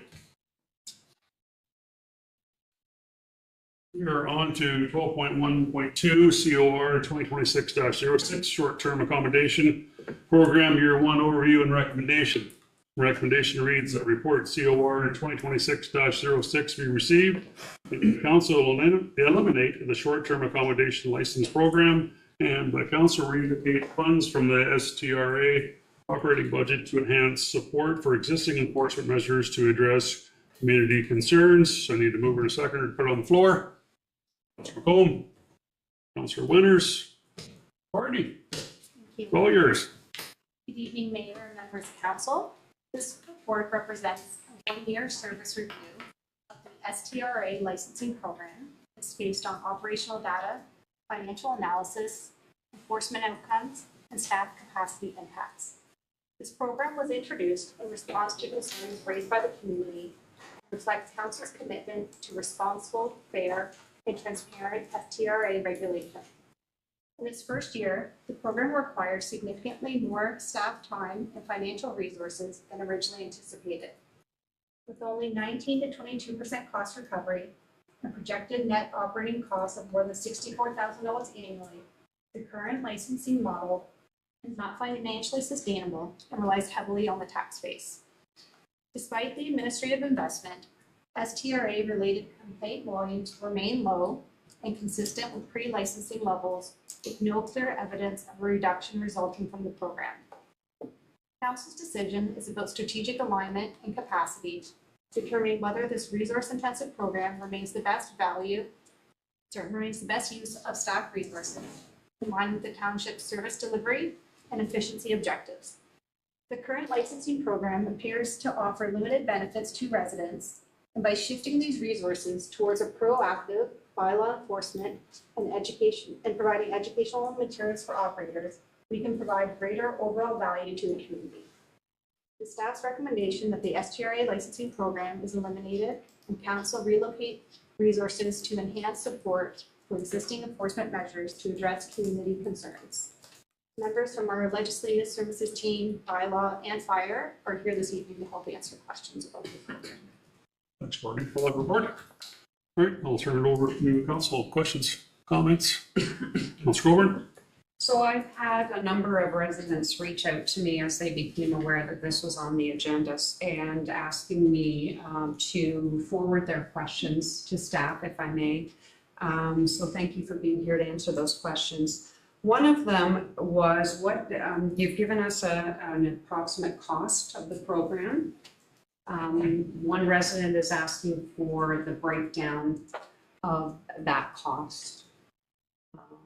and I don't know if you're able to provide that right now, how was it determined, for example, staff time working on it? Is that data captured in reports or is it an estimate?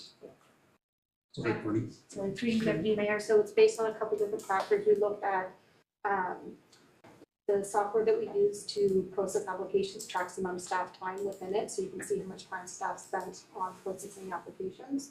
We looked at the amount of time that our fire and building services would go out to do inspections, so we costed that all in based on their salary. And then we also looked at meetings that were booked in calendars as well. And then the additional staff time that the clerks spent just building the program, we were taking an estimate based on that. And then it also included expenses for third-party bylaw services and software fees as well.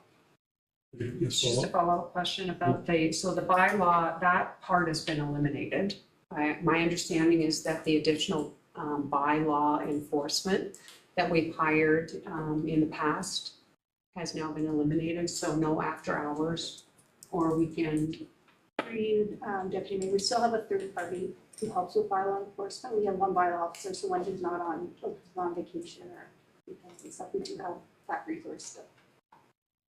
So I must be getting it mixed up with something else. Is it the hotline that's been eliminated? So through you, Deputy Mayor, we are recommending discontinuing the hotline service, as we did only receive a couple of calls through that avenue last year. Oh, good. Good. Further questions? Councilor Winters? Yeah, I mean, It's okay, I've got a whole bunch of them. as council, I think none of this is a surprise to us. We knew that when we asked this to be implemented, that the first 3 years, this was going to be a lost revenue. We weren't going to be a neutral position. I'm not alarmed to see this. I was trying to remember the term the other day that the previous Director of Corporate Services made a comment that we weren't actively enforcing. We were kind of nicely recommending, engaging. So I don't think it's been given a fair shot. When I read the report, I mean, you're reading through it and it makes sense economically that, okay, we're losing money, but two things came to my mind. One is where was it 15 or 14 applicants that came in didn't meet code. So there's safety issues that this program identified. And in my mind, we looked after 14 families or how many families that this identified that these places were not up to code. Those people have not come back, according to the report, to be licensed. Okay, that's a success. If you looked at the amount of time that the OPP did speed patrols, this report kind of suggests that if we're not getting enough revenue from our speed tickets, we should just take the speed limit signs down on our roads. Last night, I was reading and I see an ad for a cleaner for a new STA in Springmount. So I think if we don't do it and we don't keep going with this, our neighboring municipalities all have it implemented. We're going to become the dumping ground for STAs. And go to Georgian Bluffs. They're not regulating, they're not doing it. The other thing that I personally have an issue with is I don't think that we've really identified and gone through the building compliance properly. Other municipalities will actually look at the number of bedrooms in a building and say, okay, show me that your sewage system is designed accordingly to the number of bedrooms, the number of people, square footage and whatnot. Not that long ago, we as council heard that there's a 20-bedroom dwelling in Georgian Bluffs that's being rented out. It does not have a septic system rated for 20 bedrooms. So there's gaps that we're still missing that I don't think the program's picking up on. And I don't think it's fair in its first year to say we didn't make any money. You know, it's cost us $45,000. We were aware of that when we made this decision. I think this program needs another year or two under its belt before we make a decision about changing it. Hold on, we'll go back to Councilor Colbert. Yeah, so thank you. I was, Councillor Winters took the words right out of my mouth. We were told by staff that we're taking an educational approach. I wasn't particularly in favor of that, but that was staff's suggested approach. It does make me wonder if you're given the choice as to whether you want to pay to be licensed or not, but you don't need to, I can't imagine why people would even bother to pay it. So I think we do need to give it another shot, and we need to move past the educational approach onto more of a mandated licensing system.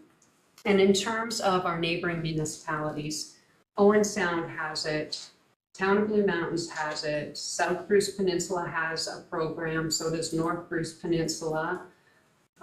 Great Highlands has a program, so talk about a municipality that's similar to ours, but without all of the shoreline property along the bay.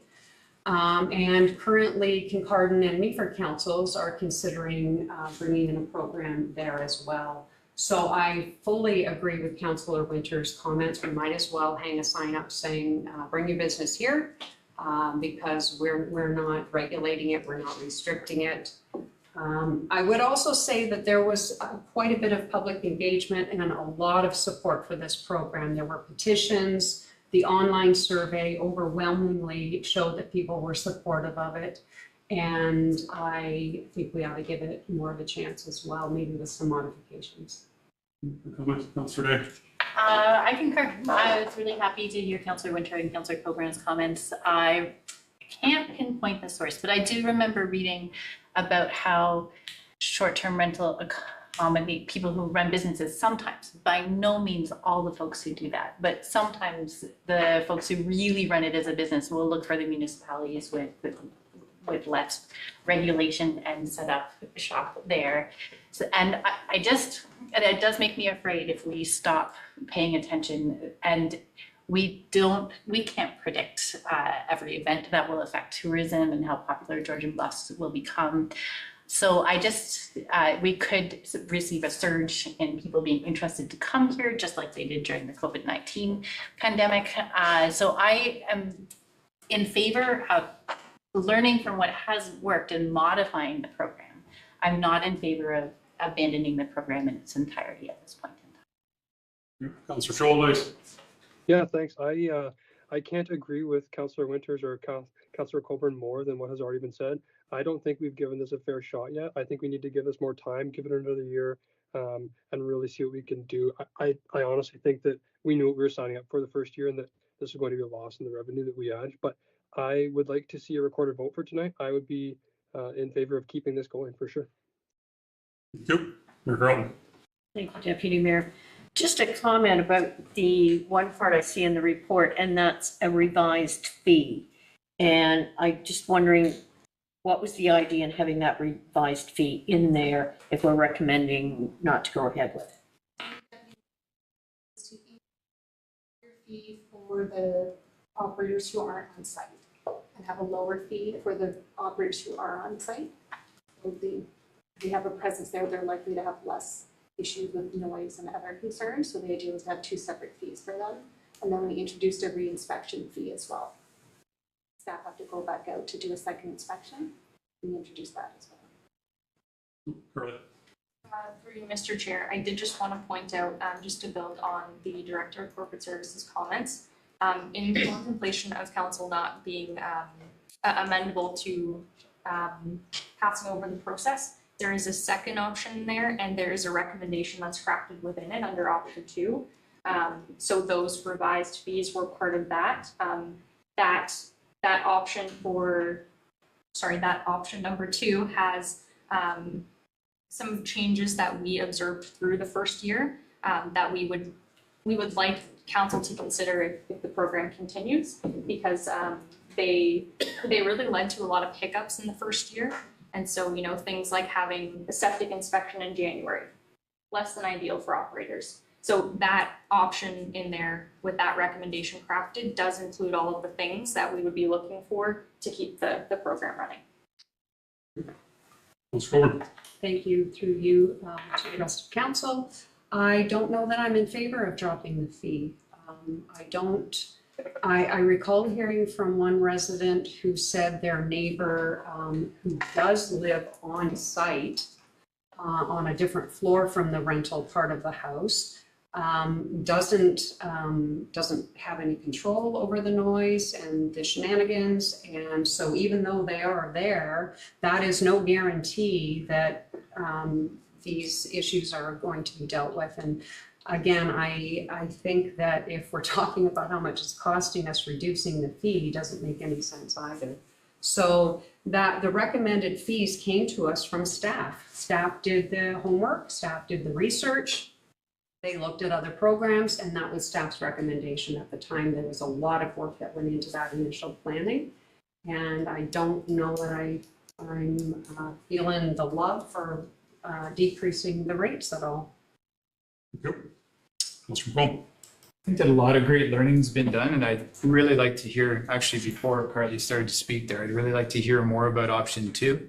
It looks to me to be exactly what we're talking about, which is not scuttling this, but rather improving it and some streamlining. And yeah, I'd love to hear more about that. Is there any way somebody could actually walk us through what does that look like? What's different about today? Okay, Carly. Maybe Carly. Through you, Mr. Chair. I will do my best. I had the pleasure of working on unraveling this program and implementing it in the first year with other members of my team who really did an excellent job, and they took a lot of time in supporting operators through getting their license. Our program does have some very strict requirements compared to some of the others. Our surrounding municipalities don't even require an inspection in many cases. And so our program is very comprehensive, and it did take a lot of time to implement it and get it off the ground running. So as outlined in the report, we did have some challenges with the inspection process. So it wasn't possible for people to have a septic pumped out in January or to have an inspection in many cases. Some did have that completed within the 5 years, and so we're able to meet the requirement. In addition, our fire chief and bylaw enforcement officer could also put some weight behind this as well. Some could not provide access to their short-term accommodations in the wintertime because they were closed up, they were winterized, and they were not accessible. So the timeline was causing us a little bit of a headache. So we had that compliance date being January 1st. And we really could not actually put that into practice. So we're recommending that date be shifted to May as it's closer to when an operating season would begin. And then it also provides some opportunity for the snow to melt and for those inspections to be able to take place. So that's one of the first recommendations that we made under option 2. We are also recommending some changes to the inspection schedule. We do have a lot of opportunity here to spend money on inspections if we want to. However, some of the applications are really straightforward. So applications where there's no change to the application from the prior year, we would recommend saving a little bit of money to keep that inspection schedule on a biannual. That is consistent with our other licensing programs and ensures that those inspections still happen. Now, it wouldn't say that an inspection wouldn't happen the next year if there wasn't a change to the application. And we would also flag that through, the building and zoning reviews as well. So if there's a building or zoning change, we would re-inspect automatically. So that would just say if it's a straightforward application for renewal and there hasn't been any change from the prior year, we would just skip 1 year of an inspection and then do an inspection the next year. So that would be an opportunity for us to save a little bit of cost, just if it's something that council supported as being a way to streamline those inspections. So that's kind of it on inspections. Those were some of the hiccups that we saw. We also did see a number of re-inspections, and that's why we're recommending the introduction of the $150 re-inspection fee. So that is for deficient applications that, needed a follow-up site visit that was more substantial in nature, where, they couldn't just, say we've put a smoke alarm here, or we've placed a fire extinguisher in the area where it was recommended. This is for deficiencies mostly under building and unsafe conditions. So we also had seen a few times where inspections had been scheduled and the operators hadn't provided the means of access, so we had to then go out and re-inspect. So we would introduce that fee for things like that, just to make sure that the re-inspection was a little bit more cost neutral if it was required. So we're also recommending some changes to our software subscriptions. So we did end up changing our licensing platform from Granicus to Cloud Permit. It was kind of a last minute decision, but we had worked with a group of operators who participated in some beta testing.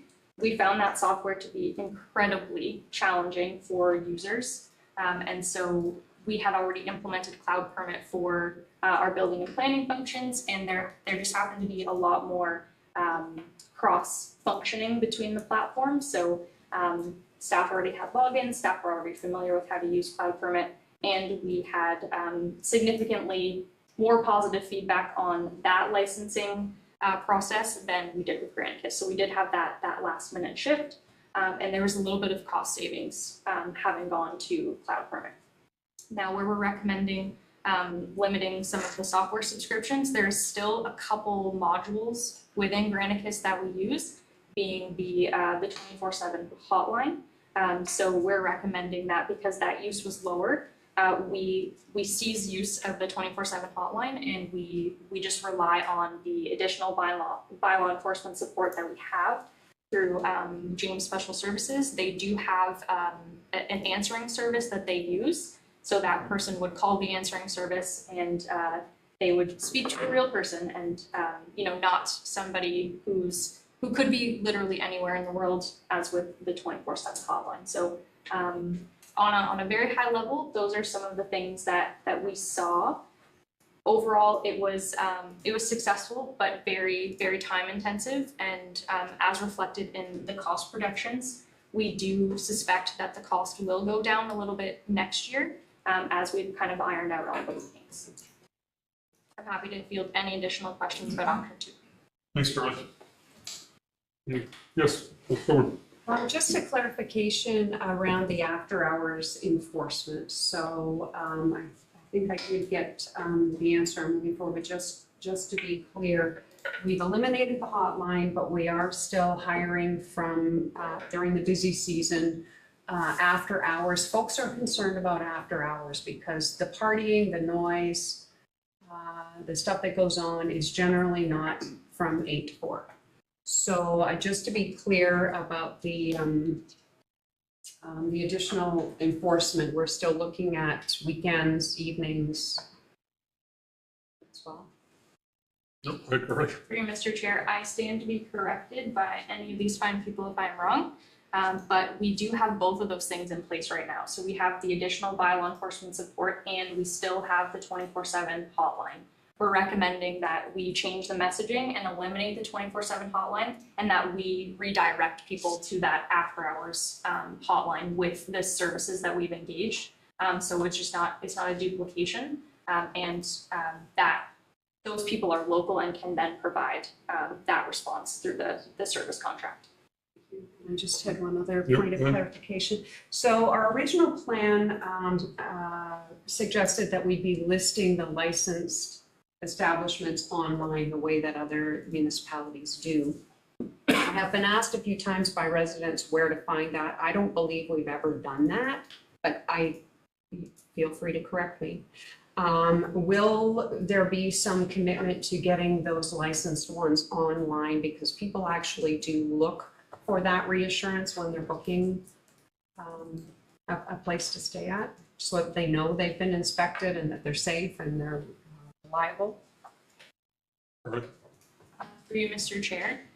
So with Cloud Permit, they do have a map module, which they're currently working on developing for the licensing module. They do have it in place for the building and planning functions, but again, still under development for licensing. So we anticipate that in the future, they would be able to utilize that map and find those licensed properties. While we're working on that, we're happy to see how we can work that into the program, maybe on a portion of our website to list the ones that are licensed in the interim. But we also have explored, as the program continues to develop, creating some stickers or things like that, or some messaging that operators can provide to say, we're licensed and we're compliant, something like a sticker on the door, or something that they can put into their Airbnb listing, for the peace of mind of those who are renting, and for the communities that they're operating in. So all things that we have been looking at and are definitely on the radar for development as the process continues. Mayor Carlton? Thank you, Deputy Mayor. I think I've got 3 items here. The first one, going back to those fees. So one of the complaints or comments that I heard, and I know that one of the suggestions is to have a fee in place for somebody who's operating 12 months of the year as compared to a lower fee for somebody who's only operating seasonal. And some of the comments that I heard last year were around that higher rate for everyone, that eliminated some who were only renting out, say, during the summer months and didn't allow them to make sufficient money by the time they paid the inspection fees and everything else. So I would be in favor of having that lower fee for somebody that's only renting out for a short term through the year. The other about the noise complaints of when the owners are actually living at the residence. Is there a way that when bylaw enforcement goes out in those ones that there can be an additional charge? If there is noise beyond what there should be at a certain time, do we have a way of charging those people through bylaw enforcement? And I'll stop there before my next one.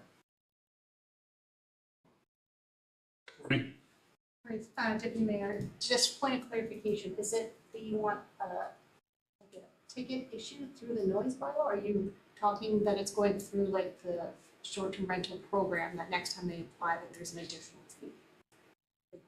That's an option too.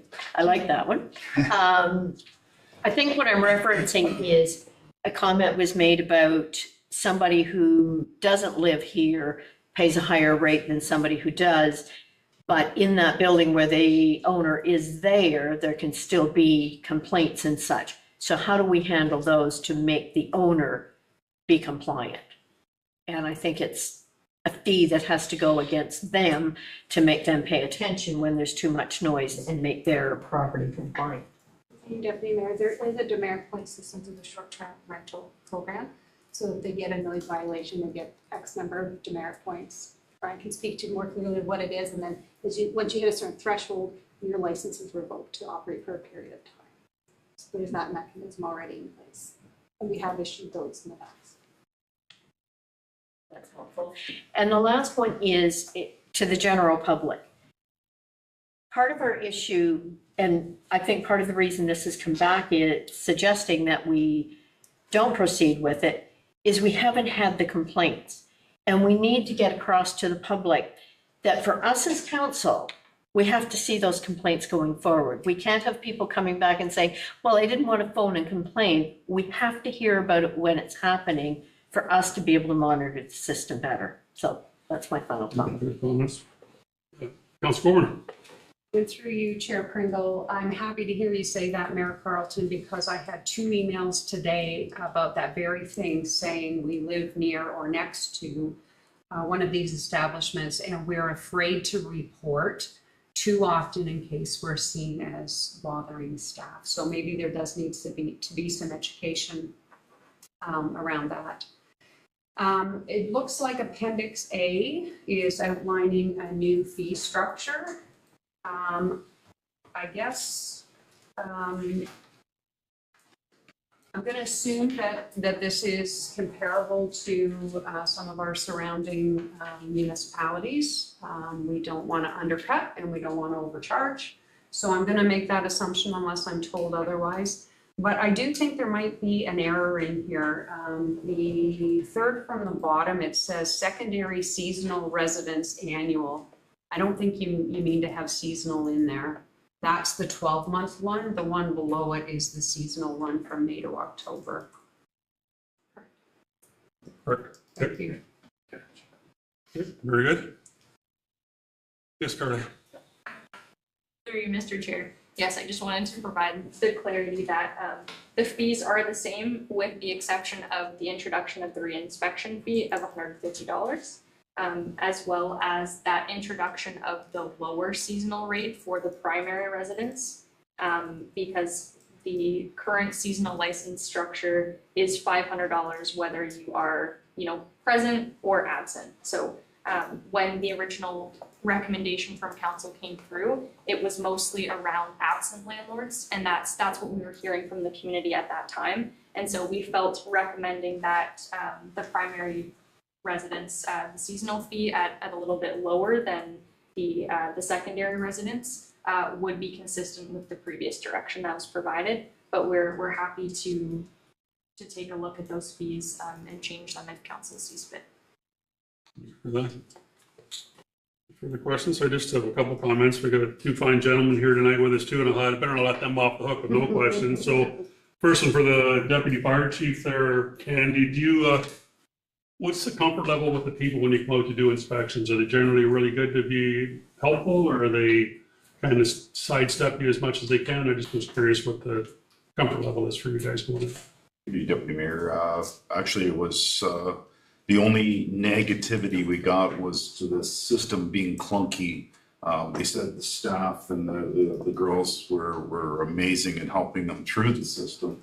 But as far as us out and doing the inspection, 99% were amazing. So, and was well perceived. Good to hear.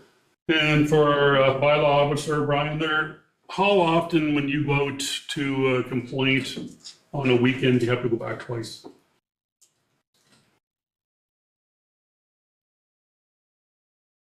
Through you, Deputy Mayor, probably twice. I had to go back this summer to one location. Location. And they got served letter with demerit points. So that would do me a couple of what the situation was. So it's not a huge issue within the way we've been set up. I appreciate those comments. Just comments for myself. Originally, when I seen that they wanted to end the program, I was good with that. But anyway, all the conversation here tonight's got me convinced that, yeah, we haven't gave it a good enough run here at a year's time. And the concern that I got, and it's been addressed here, we've talked about it in number 2 here, the option that it's the absent landlords is the ones that they need to be paying. More so than the local folks that are going to open up a bunkie for a month or 2 months this summer to try and boost their income to pay a bit of taxes or whatever. We should be penalizing them people that live here. That's where I kind of get caught up in the gray area. It's still all short-term accommodation, but these people live here. It's the absent landlords that are probably most of our problems do come from, not all of them, but most of them. And I think they should be paying because this is a business for them. So that's kind of where I was coming from on that. But anyway, it was a great report. Mayor Carlton. Sorry, I just have a question. If we've all kind of come around to the idea that we're not going to eliminate the program, how do we need to change that motion to read? Or do we just vote it down? Vote down option 2, right, Carl? All right. Isaac Casper recorded. Recorded? Okay. So we've had some good talk about this here today too, on this topic here. We do have the motion on, anybody want to read the motion that's on the table now? So, sorry, just to clarify, we're voting on the motion as presented. Do we have another motion on the floor? Or do we need one, Carly, that we are wish to proceed with option 2? Thank you, Mr. Chair, through you. In the report, there is a motion pre-crafted for option 2. So I would suggest at this point, if council is not supportive of eliminating the program, that the motion that's on the table be voted down and the wording for option 2 be tabled. You want me to read all that out? Do you? Okay. Vote down the first one. Yeah, vote down first. So we've all had the conversation about the option we have on the table, or the recommendation on the table now. And we are going to go with a recorded vote on this as per Councillor Scholdice. And I guess I'll leave that to Carl.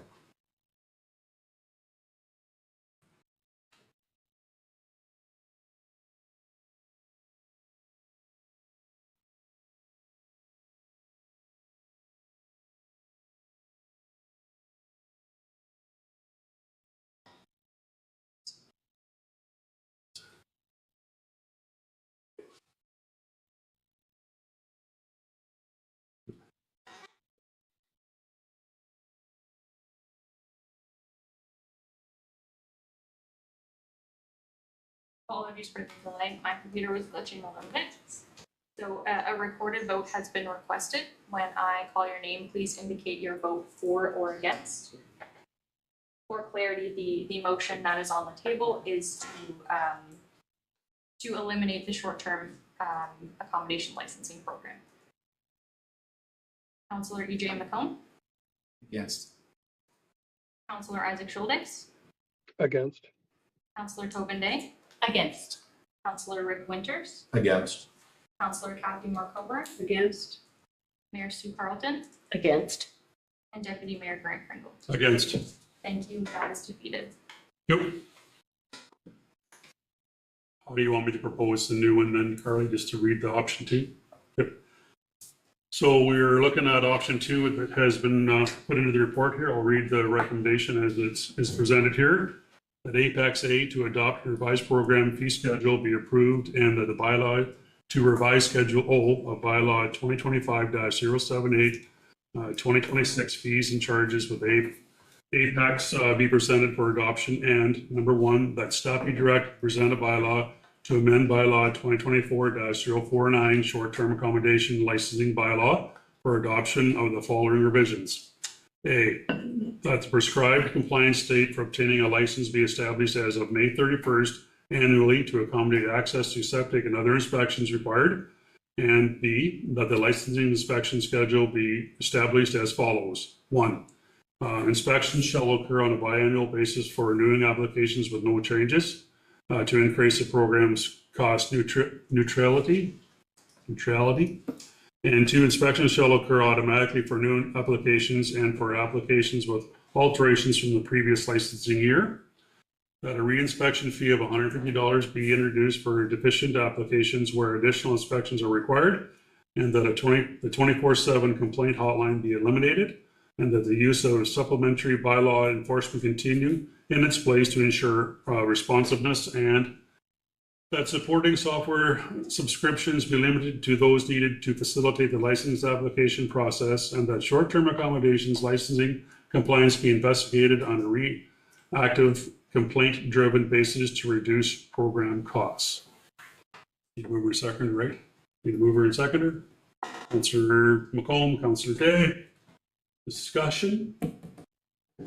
Red lots. Okay, I'll call the vote. All those in favor? That is carried.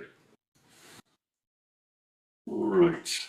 On to 12.1.3 COR 2026-07 sponsorship policy. Recommendation reads that council approve the draft corporate sponsorship and advertising policy as attached. Mover and seconder to put on the floor. Councillor Day. Councillor Colburn. Haley, this is all you. Thank you so much to the chair and members of council for having me this evening.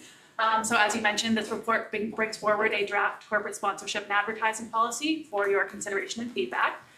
So this work is responding directly to a previous motion regarding our corporate, taking a look at our corporate sponsorships, and the report sort of contains both a little bit of a look back at what our past practice has been, as well as the draft policy, and a look forward to getting some direction on how we'd like to approach sponsorships in the future. So really the goal is to move from a very sort of informal case-by-case process to something that's a little bit more formalized, a little clearer, more consistent, and clearly governed. So in terms of past practice, we've had special events funding for the past 2 years, 2024 and 2025, in our budget. And in the absence of having a formal policy for sponsorships, it was a very informal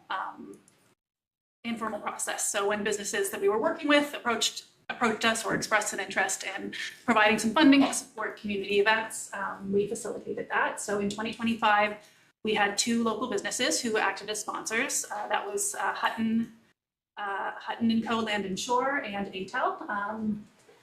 They provided $2,500 each, and it was a blanket sponsorship that covered the entire year of community events offered by the township. So there wasn't really that formal policy in place, and we are incredibly grateful to those businesses for their enthusiasm and sponsorship of community events, and they helped support us in making some great things happen over the past year. It's been great to hear that there are more businesses that are now interested in coming forward and being part of the great things that we've been doing. And we would like to facilitate that and make sure that it's done in a very clear and transparent way. So the policy that we've drafted up that you see before you contains some of those guardrails around the eligibility and approval criteria, some thresholds for council oversight, and some content restrictions around the advertising. We've modeled it very much after Grey County's sponsorship policy, and we also looked at some other sponsorship policies of neighboring and comparable municipalities, in this area as well as across Ontario. So really the key principle is to facilitate sponsorship so that we can enhance our community events. It's not to replace the funding that we have in place, but to enhance and offset funding so that we can offer additional activities and services for families. So some of the key features are that the policy applies to all of our departments, facilities, programs, and events, and it applies to both monetary as well as in-kind contributions. The thresholds that we set, that we're suggesting, are under $5,000 can be approved by staff, and $5,000 and over, or sponsorships that would last beyond a 12-month period would come to council for approval.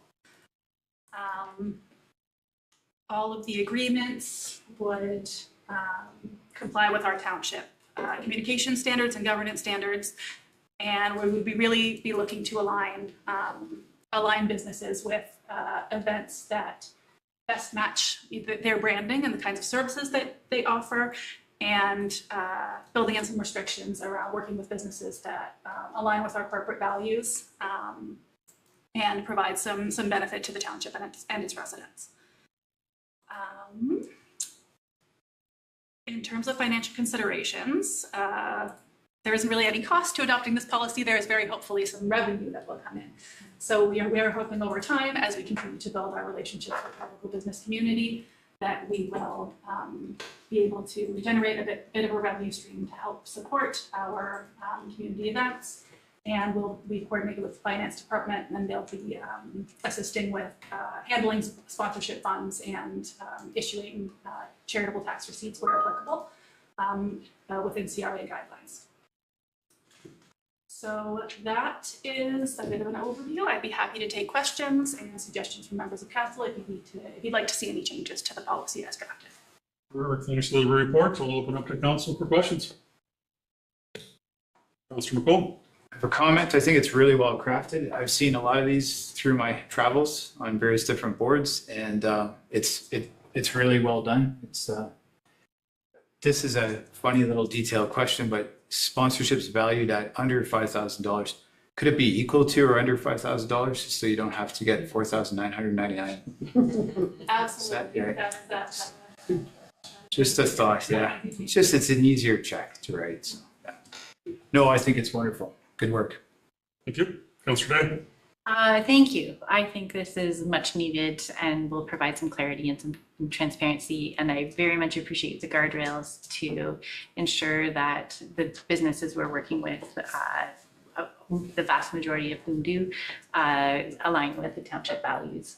I'm fairly certain I know the answer to this question already. When presuming this is approved this evening, upon finalization and approval of this policy, a sponsorship agreement will be drafted and a dedicated webpage will be developed. On that webpage, I assume there'll be a very clear outline of what a business would receive as a title sponsor, supporting sponsor, and in-kind sponsor as well. Yes, through the chair, that is correct. A webpage that would detail all of our events and all of the benefits or advertising and promotions that each business would receive for each of the tiers. Great, thank you. Great. Councilor Myers. Thank you. Again, it's a great policy. I think it's a great start. A couple of small things, and the one I don't know if it's an issue or not, but under 2.0 general, generating non-tax revenue that contributes to funding municipal services. I'm struggling with that title. I get what it means. I'm glad to hear you continually say community events, But I don't want to see where we have a policy that looks like we take fundraising for core services that the municipality should apply for. I mean, it's very minor, but that one, as I kept reading the policy, that one kind of stood out in my mind going, you know, we shouldn't be taking money. And I don't think that's the intent, but it's just the wording in there. And then the other one I'm struggling with is 4.0, regarding the advertising content shall not include. Totally agree with the sale of alcohol, vaping products, pornography. It's the exceptions that may be permitted where businesses is beer, wine, or cider of a local nature. I think you either have to ban it or not ban it. And I think it should be banned.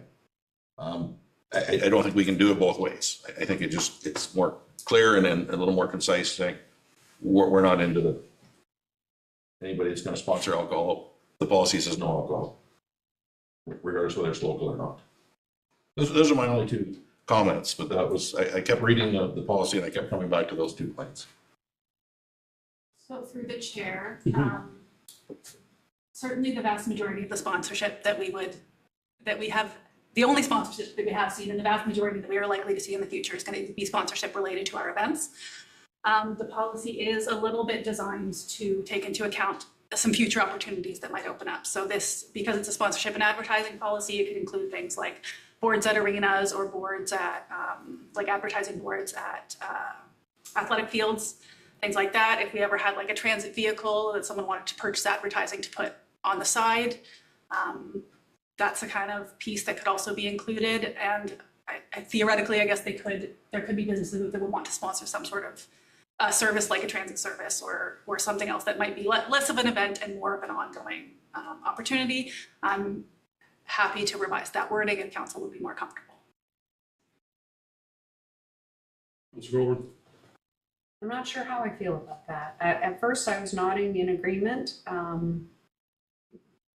because I think I understand where Councillor Winters is coming from. But if you have a business in a municipality that is a winery or a craft brewery, who are we to say that we can't allow them some sponsorship opportunities as well? So what about a local general store that sells alcohol there? Do we then say, well, you sell alcohol, so we're not going to allow you to be a sponsor either? It's kind of a hard line to draw.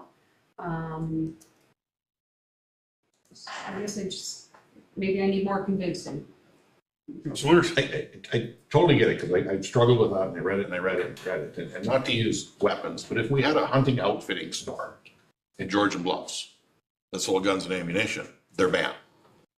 It's a legal product to sell, but we're also banning alcohol unless it's local. So there's the consistency there that really, it's either got to be in or it's got to be out, because it can be applied so many ways of other things, right? I don't think that hunting rifles are weapons. It's a weapon. This is a weapon if it's used as a weapon. So I would push back on that, saying that, you know, certainly a gun and a rod place would be able to to advertise. I like Councillor Coburn's point.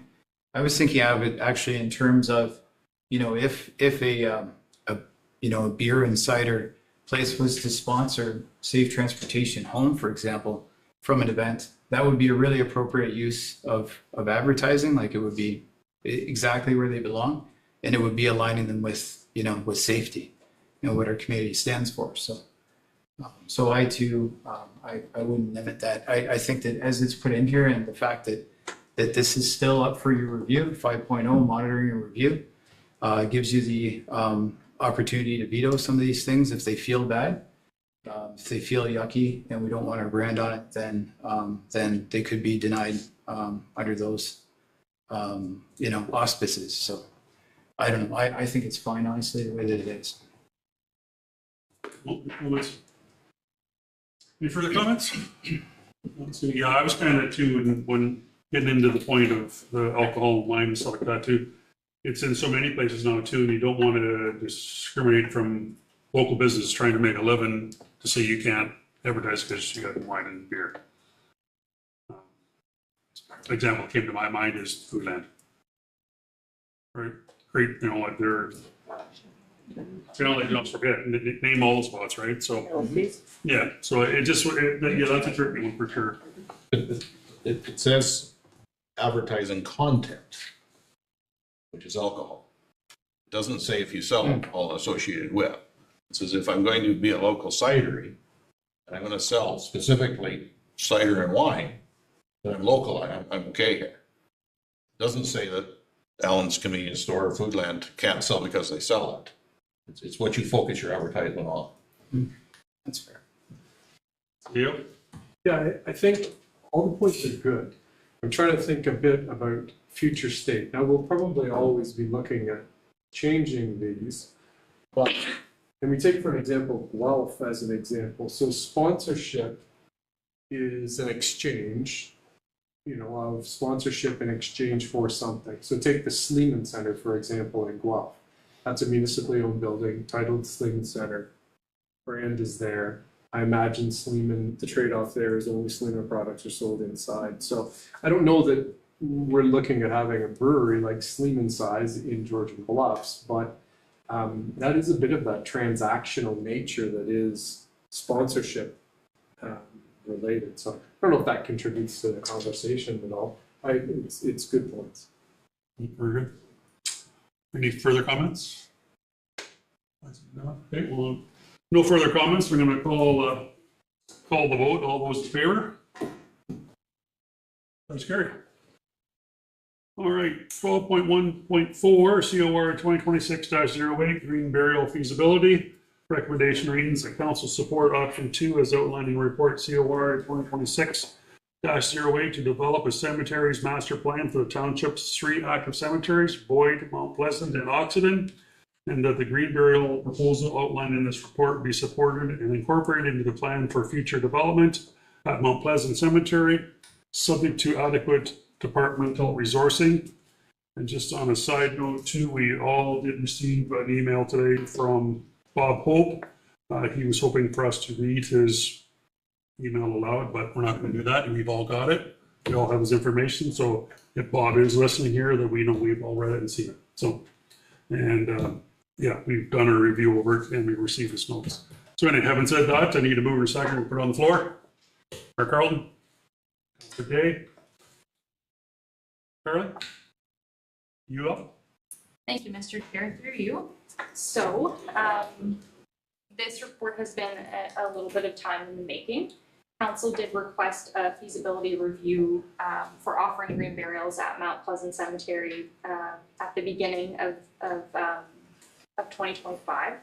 So that was following a delegation by Bob Hope on behalf of Natural Burial for Grey Bruce. So the report that you have in front of you evaluates operational, financial, and resource implications, and also presents options for moving forward with the implementation of green burials if council is supportive of doing so.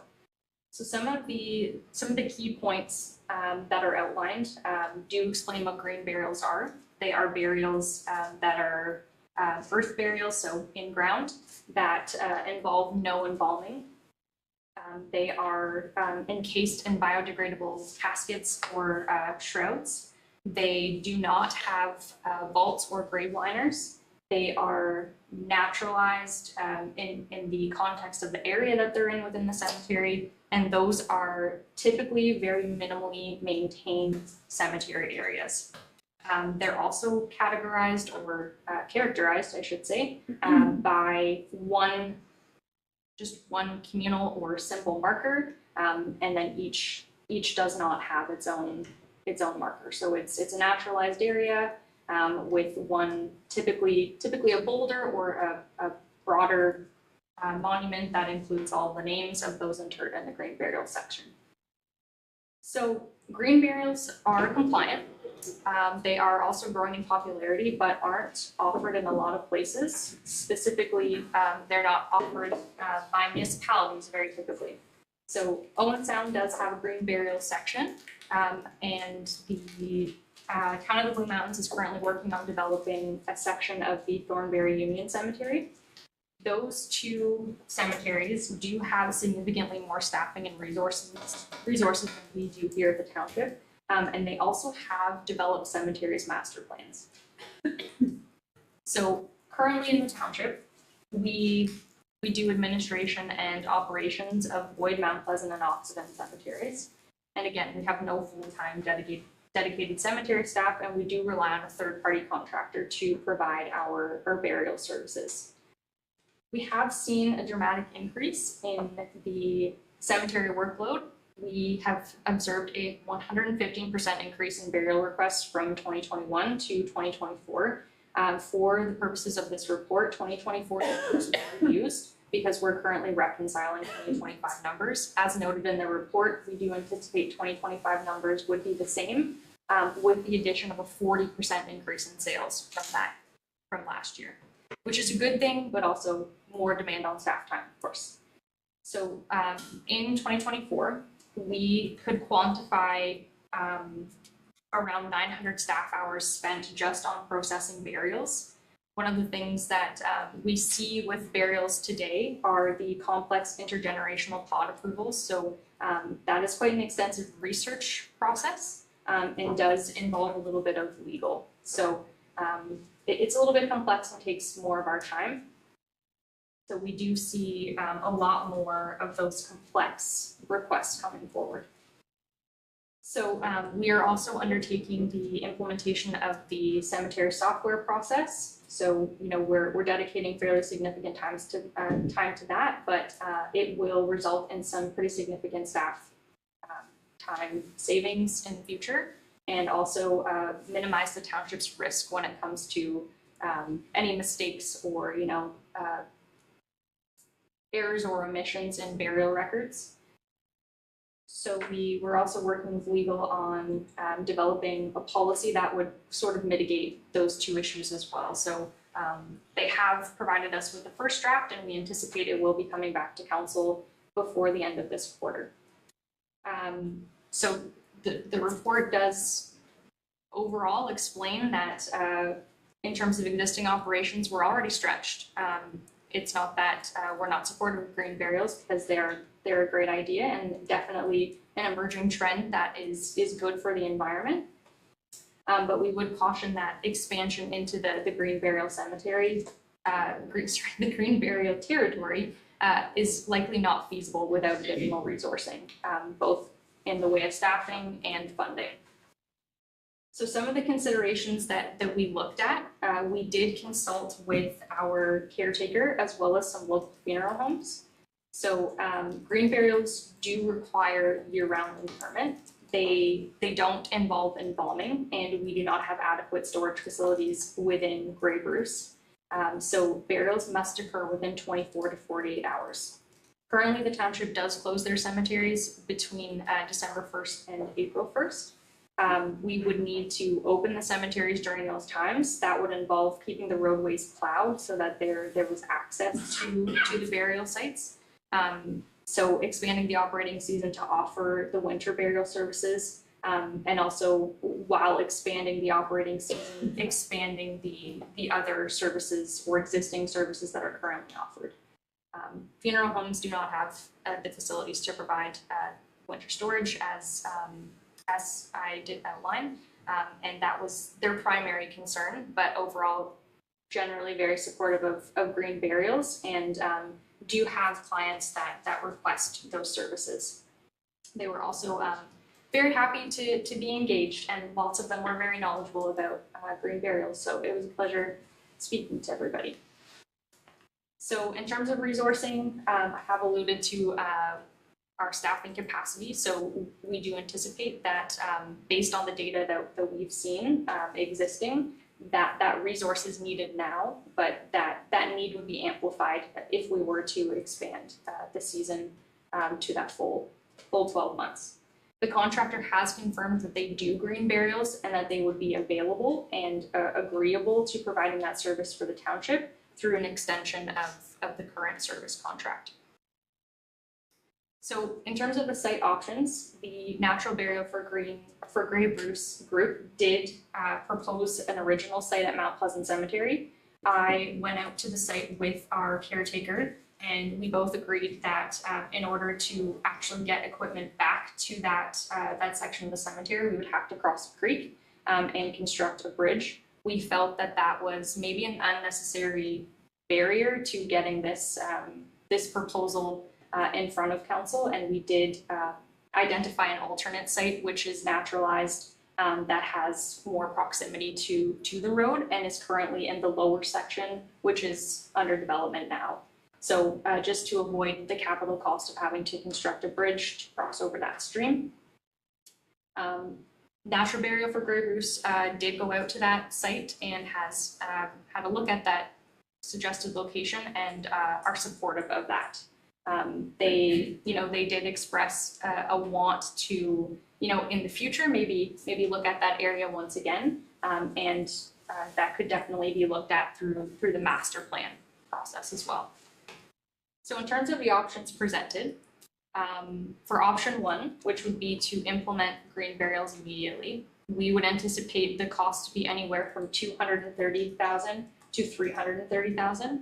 That would include landscape design, surveying, site development, and access improvements, so constructing the roadways through that section that would be developed. That does exceed the financial freedom that we do have in the Cemetery Sustainability Reserve Fund now. So it wouldn't be possible to fund option 1 at this point. And we're also not recommending we do it immediately because it is the type of service and project that would require staff dedication, and due to the 2026 municipal election, we just don't feel like we could give it the time that it deserves.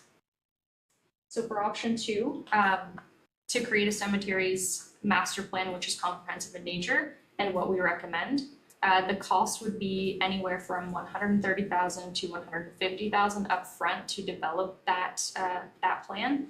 That cost is abstract still. It is based on what the town of Blue Mountains did spend on their recent cemetery master plan. So that cost could be a little bit different, or could come in, at a little bit of a higher price. So we're recommending option 2 because it would address the long-term needs of all 3 active cemeteries. It would identify revenue opportunities, such as scattering gardens, green burials, not just at Mount Pleasant, but in our other cemeteries if there are opportunities to do that type of thing. And it would also recommend a schedule to phase in green burials sustainably, and sustainably from a resourcing perspective and a financial perspective. And implementing a master plan does align with the approaches that the City of Owen Sound and the Town of Blue Mountains also went through in recommending green burials at their cemeteries. It's a good foundational document, and we certainly recommend it. One thing that I wanted to flag for council is that we could advertise the RFP for the cemetery's master plan in 2026. However, our Cemetery Sustainability Reserve Fund balance is about half that would be remaining after we would use it for that project. So we are recommending council exercise a little bit of caution there, or potentially consider that through the 2027 budget. So the other option that's provided is status quo. It would be continuing current operations. Our bylaw does already permit a lot of aspects of natural burials. However, they could only occur on a seasonal basis. So we don't require vaults, grave liners. We do permit the use of sustainable materials, and we don't also require a monument to be constructed. If we were to continue status quo, we could look at having an approach similar to the City of Owen Sound, where it's a dedicated section without any monuments and it's more naturalized in nature, but it's not a true green burial. This option doesn't have a major financial impact, but doesn't resolve any of the long-term resourcing or operational pressures that we face. And with this option, we would still recommend that council consider investigating a master plan. So overall, the financial implications, once green burials are implemented, we would see an increase in annual operating costs. So those costs would involve snow clearing. That could be anywhere from $28,000 to $84,000, depending on if you were to open all 3 cemeteries, if you were to open Mount Pleasant, etc. So that variation would depend on sort of the findings of the master plan. If council were to proceed with that route, they would look at, emerging trends and recommend what's feasible in terms of our operational model. We would also see general operations, the annual operating budget increase by between 20 to 40,000. And we did confirm with insurance, and they have said there's not an anticipated impact or increase to insurance. So to wrap it all up, staff are recommending option 2 for development of a cemeteries master plan for Boyd, Mount Pleasant, and Oxenden cemeteries, and that master plan include green burial development at Mount Pleasant as part of the long-term planning, and that it'll just look at everything more comprehensively and help council make a more informed decision that supports the future and health of all 3 cemeteries. Thanks, Berta. I'm happy to answer any questions. All right, well, we're up to council for questions. Isaac, Mr. Scholdice. Yeah, thanks. Yeah, thanks, Carly. Great report here. I did my homework on this one, and I actually called Greenwood Cemetery just to gather a little bit of background on this. And I was surprised to hear that, and rather happy that, although new, they only started it last year. They've already had 12 people sign up for it. So I think this is a concept that generally people are getting in on. I was happy to speak with Amanda, and she shared some really interesting discussions with me about the cost behind this.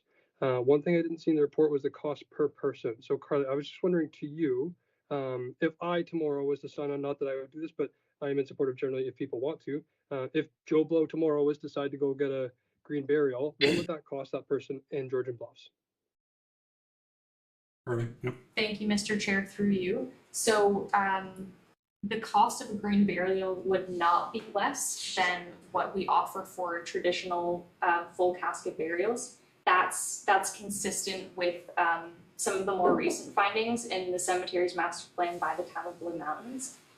But it is anticipated, and we didn't prepare costing around what those individual plots would cost, because the cemetery's master plan would look at what appropriate pricing levels would be. We did conduct a high-level fee review last year, if you'll recall, just from a cost recovery perspective. So it's anticipated that the cemetery's master plan would look at those fees more in depth and provide that baseline for what we would need to recover the cost for implementing those green burials. So again, I apologize for not including that baseline amount in here, but it is the type of thing that a master plan would look at. Right. Further questions? Just a quick response to that. Yep. Thanks, Carly, for suggesting that. Last thing I'll say is Amanda also mentioned that Owen Sound does not use the words green burial because technically it's not a true green process, but rather they use the word natural burial. That would be something that I would be in favor of supporting as well.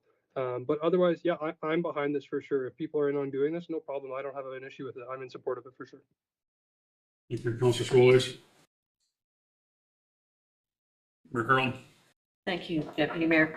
I appreciated the report. I think there's a lot of really good information in there for us. I took the time to go and read Owen Sound's Cemetery Master Plan, and I note that they paid a consultant, I think in 2012, to do theirs. But this past time, they did it with staff based on the earlier one.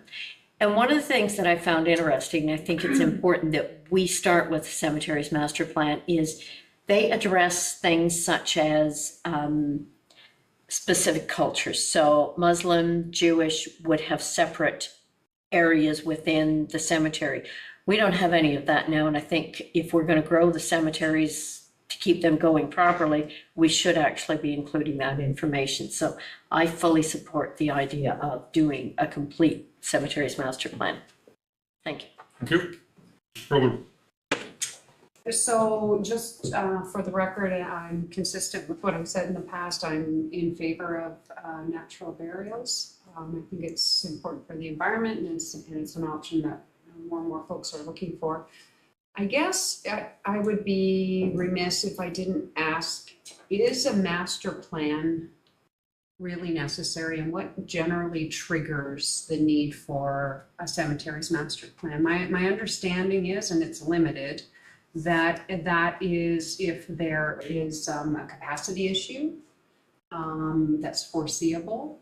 So I'm just wondering, are we triggering spending a fair amount of money on a master plan that we don't need to, Or what other factors would you say are vital in order to capture in that master plan?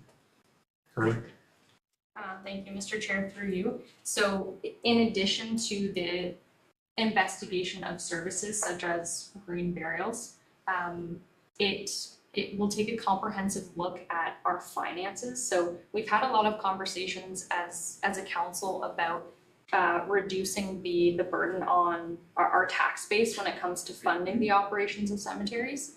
So the point is to get the cemeteries to a point where they're actually generating revenue for the township, and also ensuring that they're legally compliant.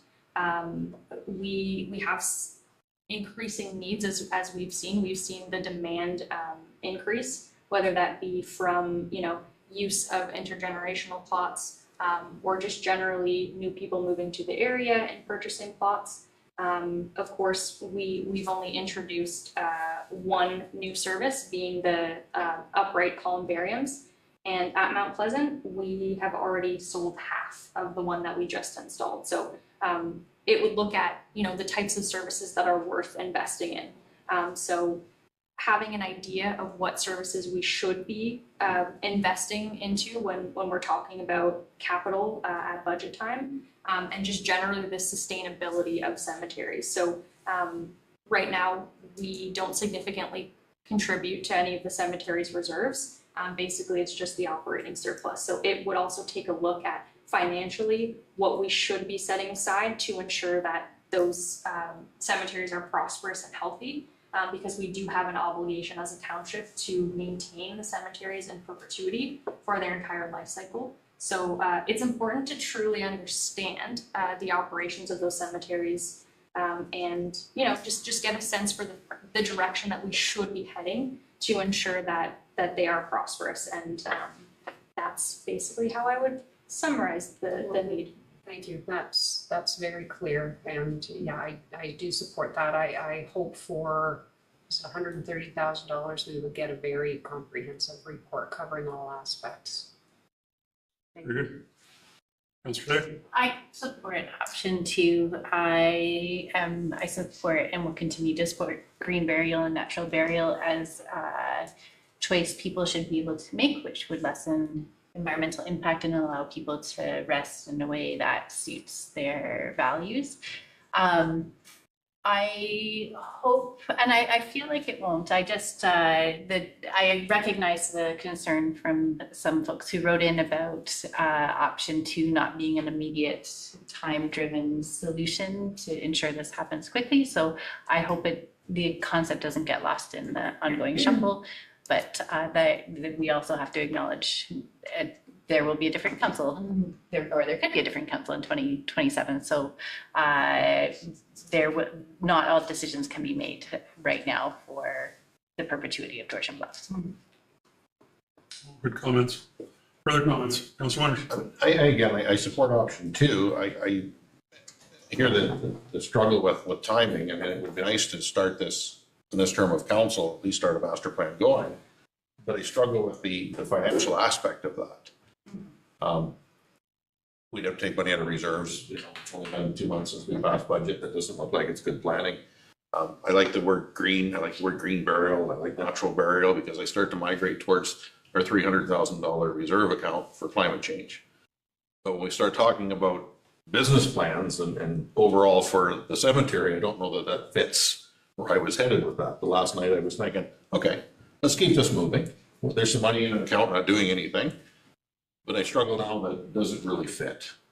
Or what is council's position? But it would keep this program moving faster if we can implement the plan this year. It's going to take 6, 8 months, 10 months to get a plan. I don't suspect there's a lot of companies out there that specialize in cemetery master plans, but I think it's important to keep it moving. There's a lot of people that this is meaningful to them, but how do we fund it with not knee-jerk reactions of saying, we just passed a budget, now we're going to throw another $130,000 at something. Comments? Mayor Carlton. Thank you. Something I forgot to ask earlier, and it occurred to me when I was reading that and knowing we really should have a plan done that's going to define everything in cemeteries. The county uses planning students who are going through university and need that credit.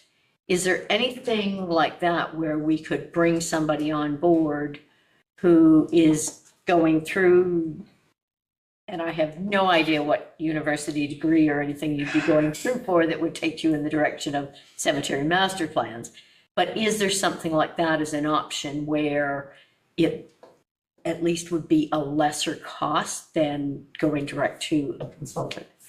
Recognizing that probably means extra staff time to oversee. So just a question that I put out there, if we could look at that as well.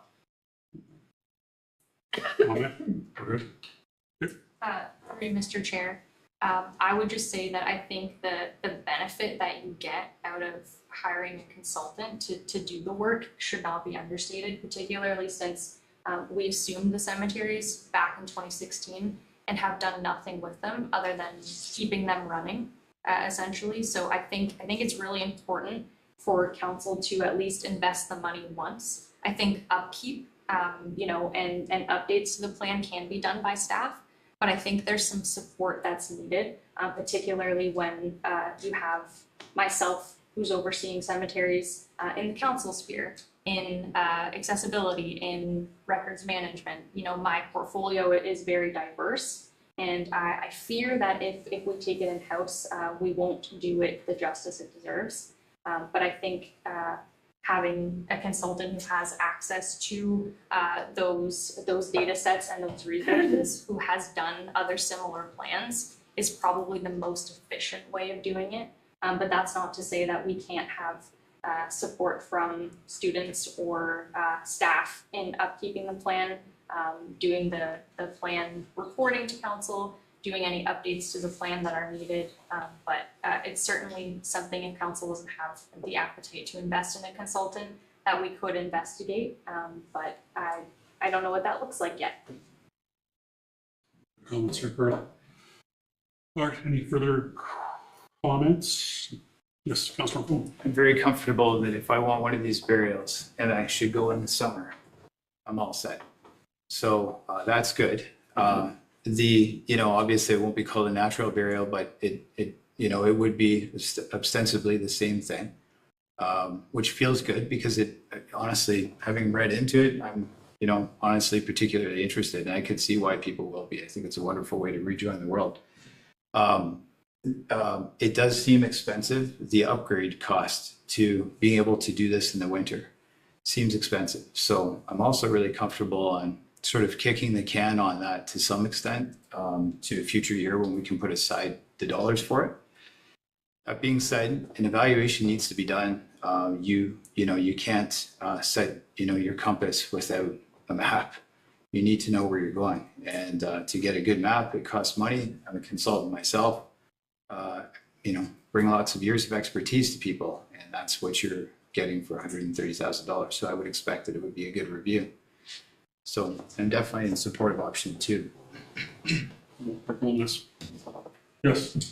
So I guess the question though still remains is whether are we discussing whether that money comes out for this year? Because option number 2 actually gives us 2 options, right? So whether we consider doing it in 2026 or holding off till 2027. So perhaps if I may, Chair Pringle, through you to our treasurer, what would be the impact of spending that money this year on reserves? Is it substantive? Is it feasible? Is it unadvisable? Is it coming from general reserves? Is there, as Councillor Winters suggested, are there pockets of other reserves that we can take from that, part of this is environmental and climate action, so can part of it be taken from that reserve? Just looking for some solutions for financing it. Yes, go ahead, Samantha. Thank you, and through you. So your cemetery sustainability reserve does have approximately $250,000 in it today when I take into account our estimated transactions for 2025. So that if we were to do it in 2026, that would decrease the reserve down to $120,000. If we are doing it in 2026, I would also stress and hope that the consultants would be looking at ways when they're building the fee structure on how to replenish those funds back into that cemetery sustainability reserve. That would be some direction that we're providing to them, that we want to, over the next, if it's 1 year, 5 years, whatever council maybe feels most comfortable with, ensuring that those funds that were withdrawn have been addressed, as well as looking at the ongoing operations and making sure that they are sustainable. So if you are wishing to proceed in 2026 to address this sooner rather than deferring to 2027 budget, that is an option. My recommendation to you, if you were deferring to 2027, would still be the same. CAO, any comment? Just anticipating, as we're looking for funding sources here, hearing some good comments about our climate reserve. We have a really aggressive corporate climate action plan, and so I'm going to act as if I'm the environmental initiatives coordinator here, and I don't want to see us grab a third. I'm sorry, I don't mean to anyone. I would caution us grabbing a third of that, because this doesn't sort of move our corporate climate action plan ahead. And that's where I really see us looking at things like building greening, looking at a premium for maybe electric vehicles or charging stations, things like that. I'd really like to, and we haven't made a big investment in that fund this year, I don't think, so caution about that. Any other comments? Mayor Carlton? Thank you. I guess the other aspect of it is if we move forward with it this year, does staff have time to kind of monitor this, because it is an election year? The clerk's office is going to be rather busy with that. Or would we be putting it out to a tender or RFP and getting the information back for council to award that with the report coming back, say early 2027? Yes, Curly. Thank you, Mr. Chair. Yes, you're correct. The intention would be to save the time delay with the RFP. So for 2026, if it was approved, the action would be to advertise and award that RFP with potentially a kickoff meeting to get that project rolling, and then the plan would be developed in 2027. So you would see the bulk of staff's time in 2027 because of the 2026 municipal election. Sounds good. Yes, Council Winters. My fear is if we don't, as council, initiate this in 2026, there's a fear in 2027 it doesn't do anything. We can't guarantee that we're going to be sitting here. We don't know what the new council is going to be. You throw it out there and you go home feeling good about yourself tonight. It's 2027. It's going to happen. Trust me, things change. So we as council don't initiate in 2026 and we put up to 2027. It's going with reality, maybe. Councillor Day first. I agree, and if we can initiate it in 2026 without affecting the 2026 budget or the reserves too heavily, then I just don't want this to get lost in the shuffle, because it has been not a quick decision. It's been a thoughtful decision based on community involvement, and I would prefer it not get lost. That's good. Thank you, Chair Pringle. That's exactly what I was going to say, and this is just February, so I know there's significant work involved in getting the RFP out there and reviewing those applications, though I don't know how many we would get. But I would like to see that's the ball rolling this year as well, for the very reasons that Councillor Winters has described, that we may not be sitting here next term, and we do want to commit to this. Councillor Winters. Can I put forward that, option 2, I recommend, or motion option 2 be initiated with 50% up to $65,000 coming from the cemetery sustainability fund and $65,000 coming from taxation next year. Green Initiative Climate Change Reserve. I think that to me, it satisfies both parts of it. We're looking at the green component, we're looking at the operational component. We've got money sitting there. I don't want to throw it on taxation. I don't want to throw it into 2027. I think if we're going to initiate 2026, we put a plan for it. I think that it can be paid over time anyway. I mean, this is a long process. Usually you don't pay everything up front, so I'm sure that we could commit the funds over the course of, can we not, it's my ignorance, can we not commit funds for next year right now? We do in every other aspect. We're gonna plow roads next year. Or the year after. I think we need to get the RFP out and see what the actual number's gonna be. Yeah. Smith? So through you, if this council does proceed with option 2 and the direction is that it is done in 2026 or started in 2026, you have committed to the project continuing, even if works are being done in 2027. You can do that leniently from a capital perspective. You can't necessarily commit tax funds for next year from an operating perspective. I was being a little facetious, thinking it'll just become an election issue and everybody will be after us through the election, so that'll keep it in everybody's mind going forward. Councillor Schultheis? I think there was a motion put forward by Councillor Winters, and I would second that motion happily. So if I understand correctly, that motion was to take some of our funds from our climate action account, and yet we just heard our CAO say that he doesn't recommend doing that because we have aggressive goals for climate action. Am I getting this mixed up, or? So, I mean, short of a recommendation, it's consideration. So, council can choose to use it from there. I would just prefer not to take it from the climate action, is it a reserve? What do we call that? Climate change reserve. Climate change reserve. I would prefer to take it from the cemeteries and then with a plan to replenish that going forward. Yeah, I'm in favor of option 2 here also, and we get the report back, the RFP comes back to see where we're at, and then we can figure it out from there. Is that where we're going, right? We're gonna get it started. That's what we have to do to get it started. Yep, right, Samantha. For you, if this council is wanting to support the project, right now we consider it unfunded until the RFP does come forward, at which time you could select and refine what you want as your funding alternative. But right now, yes, you can have the project kind of considered as unfunded, but still proceeding. We know that it will be awarded within 2026, so that is a comfortable approach. If we were in November, I wouldn't be recommending that approach.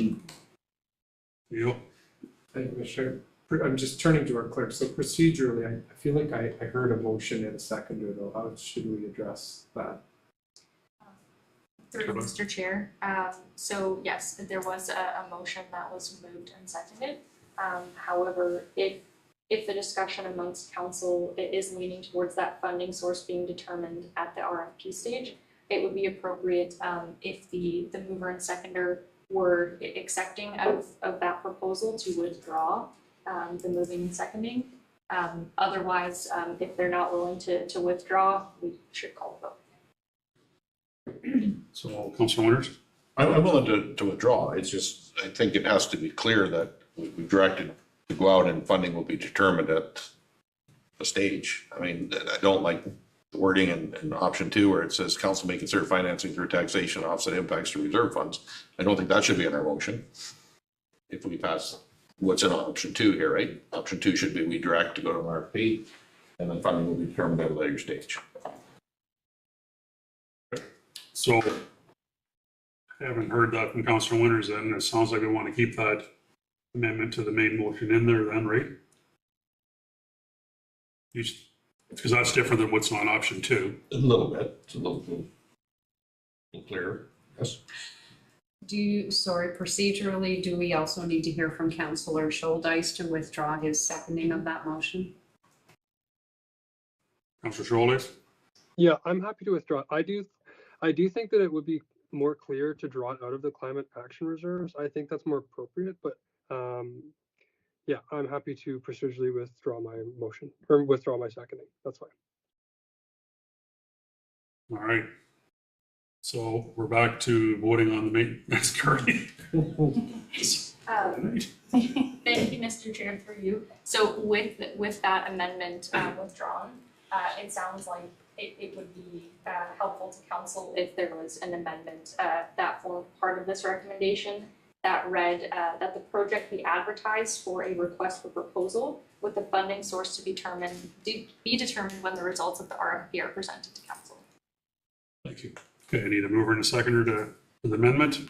Councilor Winters, Councilor McComb. All right, if we're ready here, we will vote on the amendment as presented. All those in favor? That is passed. And then going back to the main motion as amended, call the vote. All in favor? That is carried. Very good. All right, updates from members appointed to county council, committees, and local boards. Does any member wish to provide an update? We've had enough tonight? All right, well, that's that one then. Okay, so we're going to return to council and that the committee of the whole meeting be adjourned and the council be resumed at 8 o'clock. Need a mover and a seconder? Councilor Day? Councilor Winters? Discussion? Call the vote. All those in favor? That is carried. We are back to council meeting. Thank you. And since we have been at this for 3 hours, and I recognize we have people in our audience, could we just take a 5-minute break here and come back?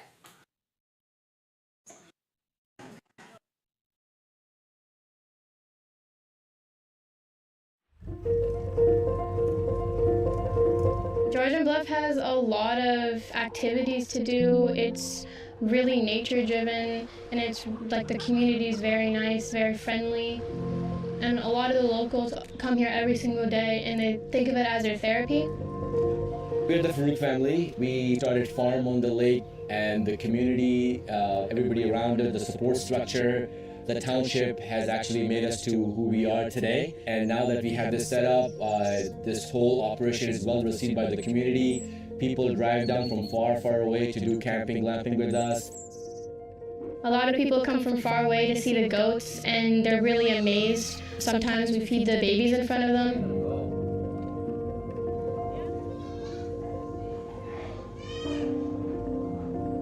When we think about Georgian Bluffs, it's really the Reiki forest bathing that comes to my mind. I'm a Reiki master teacher, and we were looking to bring our people for a retreat, and this property just popped up, and we realized that behind is a beautiful forest. Every time we are driving up, I feel so relaxed. The air is amazing. If you're an outdoor enthusiast, there's never-ending things to do. There's the hiking all over through the escarpment. There's the bay, the water, if you're into water sports or sailing. And of course, pickleball is growing fast and it's all over the place right now. So there's lots to do.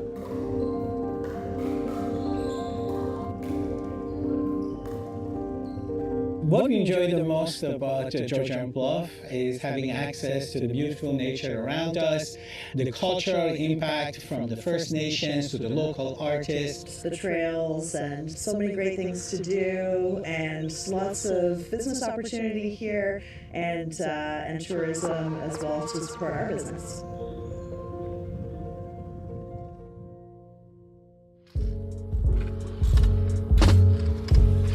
First off, what I love about the area is the scenery. It's absolutely beautiful. Like, it's right in the name of the municipality, the Bluffs. Another thing too that I noticed from living through here is all the small communities throughout Georgian Bluffs. They're very unique, and they might be very small, but we're very big with heart. Everybody looks out for each other, takes care of each other, and just the way locals support locals. So the ability to have a local business and prosper is very apparent here in Georgian Bluffs. People are more genuine here. People are more sincere. They're kind. They know the word please and thank you. It's the way life used to be. It's more simpler. You feel like you're part of something.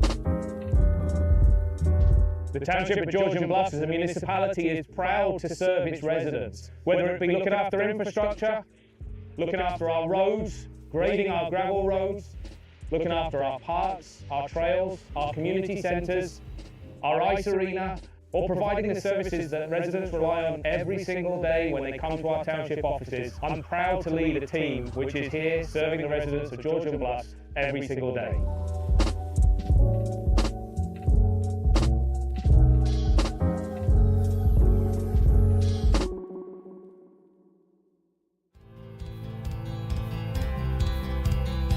we'd like to see Georgian Bluffs going forward is really, more people coming to experience this beautiful energy, this relaxed energy. Because over here in Georgian Bluffs, I can hear the wind, I can hear the trees talking. It's just amazingly relaxing. Welcoming more people, yet with the same foundation and principles of community, of respect, and of morals. It would be great for Georgian Bluffs to continue to support, nature and the beauty that we have here, and to keep our area clean and beautiful. I hope to see more local businesses, more sustainable living, and more families just moving up here and living and prospering off their land and their property.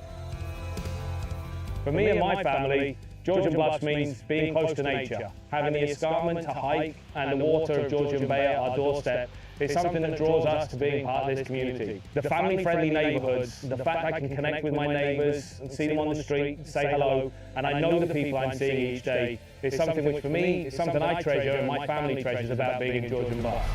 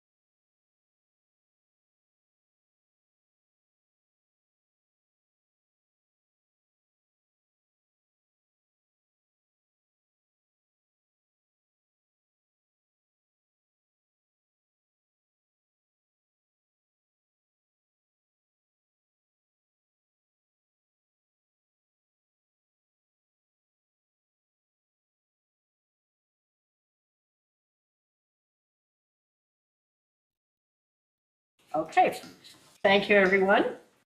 And we have no bylaws, no unfinished business. We're on to new business. First item is further to notice provided by Councillor Rick Winters at the February 4th, 2026 meeting of council.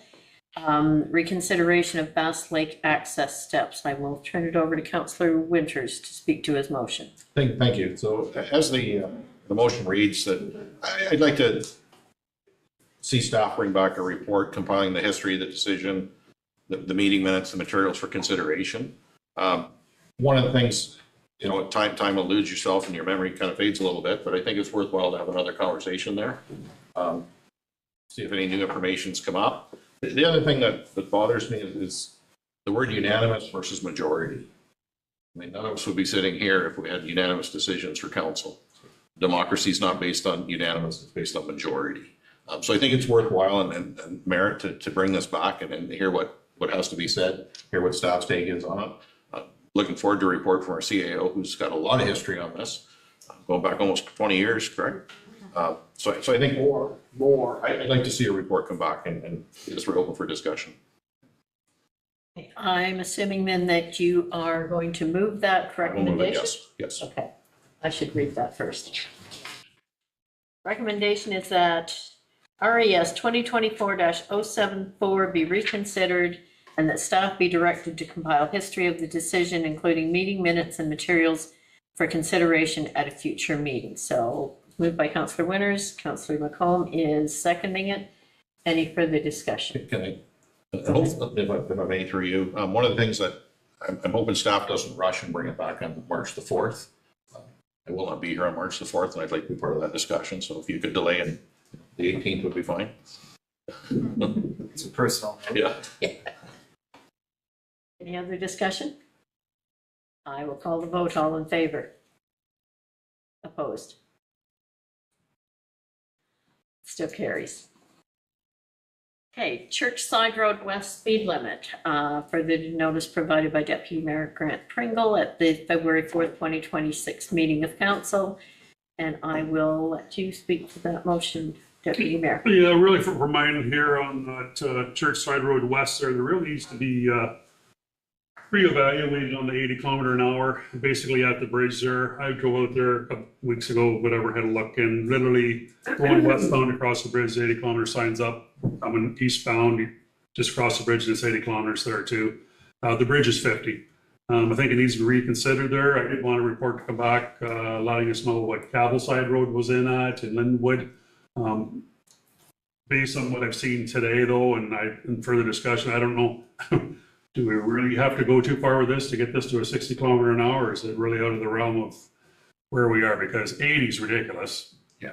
That's just, it's not even fathomable there to do 80 and then turn left onto the Keppeltown line. So, but I would like to see, if we're gonna have to have a good report come back, we'll go down that road, but it seems like it's gonna be a lot of work to up with the objective that we're still gonna want a 60 there anyway, so is where I was going with that, so, yes. So if I could, I will put the recommendation on the floor Yes. and then we can get a mover and a seconder, and then I can add some information. Okay.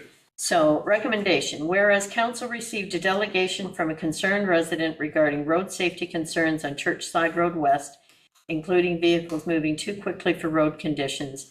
And whereas the resident cited concerns with the appropriateness of the posted speed limit of 80 km/h from the newly replaced single-lane bridge known as Emery's Bridge to Gray Road 1 due to road width and visibility challenges. Now therefore that staff be directed to conduct a review of the speed limit on Churchside Road West in accordance with the approved traffic calming policy, and that staff also be directed to provide a list of speed limits of roads in proximity to Churchside Road, including Cavell Side Road, Lindenwood Road, and Churchside Road east of Gray Road 1. And I'm assuming you will move that, Deputy Mayor? Yes, I'll move And that. seconder, Councillor Day. So carrying on with discussions, I'll look to everybody else first. I would just, anecdotally, I have traveled that area and for the same reason, and yeah, it doesn't seem in line at all, so it just seems like an appropriate use of time. I would add that I did go for a drive Monday afternoon, and it's posted as 80 either side of the bridge. But if you go Churchside Road East, there's no speed limit posted, so that makes it an 80. If you go up Cavell, there's no speed limit posted, so it's an 80. And Lindenwood, same thing, no speed signs on Lindenwood. From Cavell out, I didn't go back the other way. So all of those in that surrounding area are an 80 because they're not posted. I would suggest maybe we want to be looking at speed limits on all of those. Because quite honestly, traveling any of those roads at 80, especially Church East, as you go down over that hill and it's a dead end, you really need to be slowing down. So I would suggest maybe we're looking at speed limits all the way. Deputy Mayor. So in my former role, my job there, part of the North Bruce Peninsula there was the same scenario there, and everybody, you would turn off any road going up Highway 6 there, and there is no speed limit signs. Very, very, very few. And everybody suspects that they are 80. It's in their bylaws that they're 50, 60 km/h. So, and that we've got, because we have gotten ticketed over before. And so that's just something to think about here too, that yes, even though it's not posted at 80, we may have to put bylaws in place to look after that. If we want that signed up. I support the expanded scope. I feel it's reminiscent of Oxenden when we changed the speed limit going past the cemetery and on concession 24, but also staff noticed that going through the swamp was also at 80, which is a pretty high speed limit for that section of road. So I feel like any time we receive a concern about a section of back roads or closer to the back roads with high speed, that we maybe want to look at a little bit more broadly instead of just one section of that area. Any other comments? Okay, seeing none, I will call the vote. All in favor? That is carried. Does any member wish to provide a notice of motion or notice of discussion for inclusion on the next council agenda? Councillor Winters? Yeah, so I think based on our conversation earlier tonight, I have at least one motion, maybe two, depending on what Councillor Coburn wants to do, but I think I would like to bring back a motion initiating the investigation of a municipal drain north of Kemble and through the village of Kemble to alleviate ongoing drainage.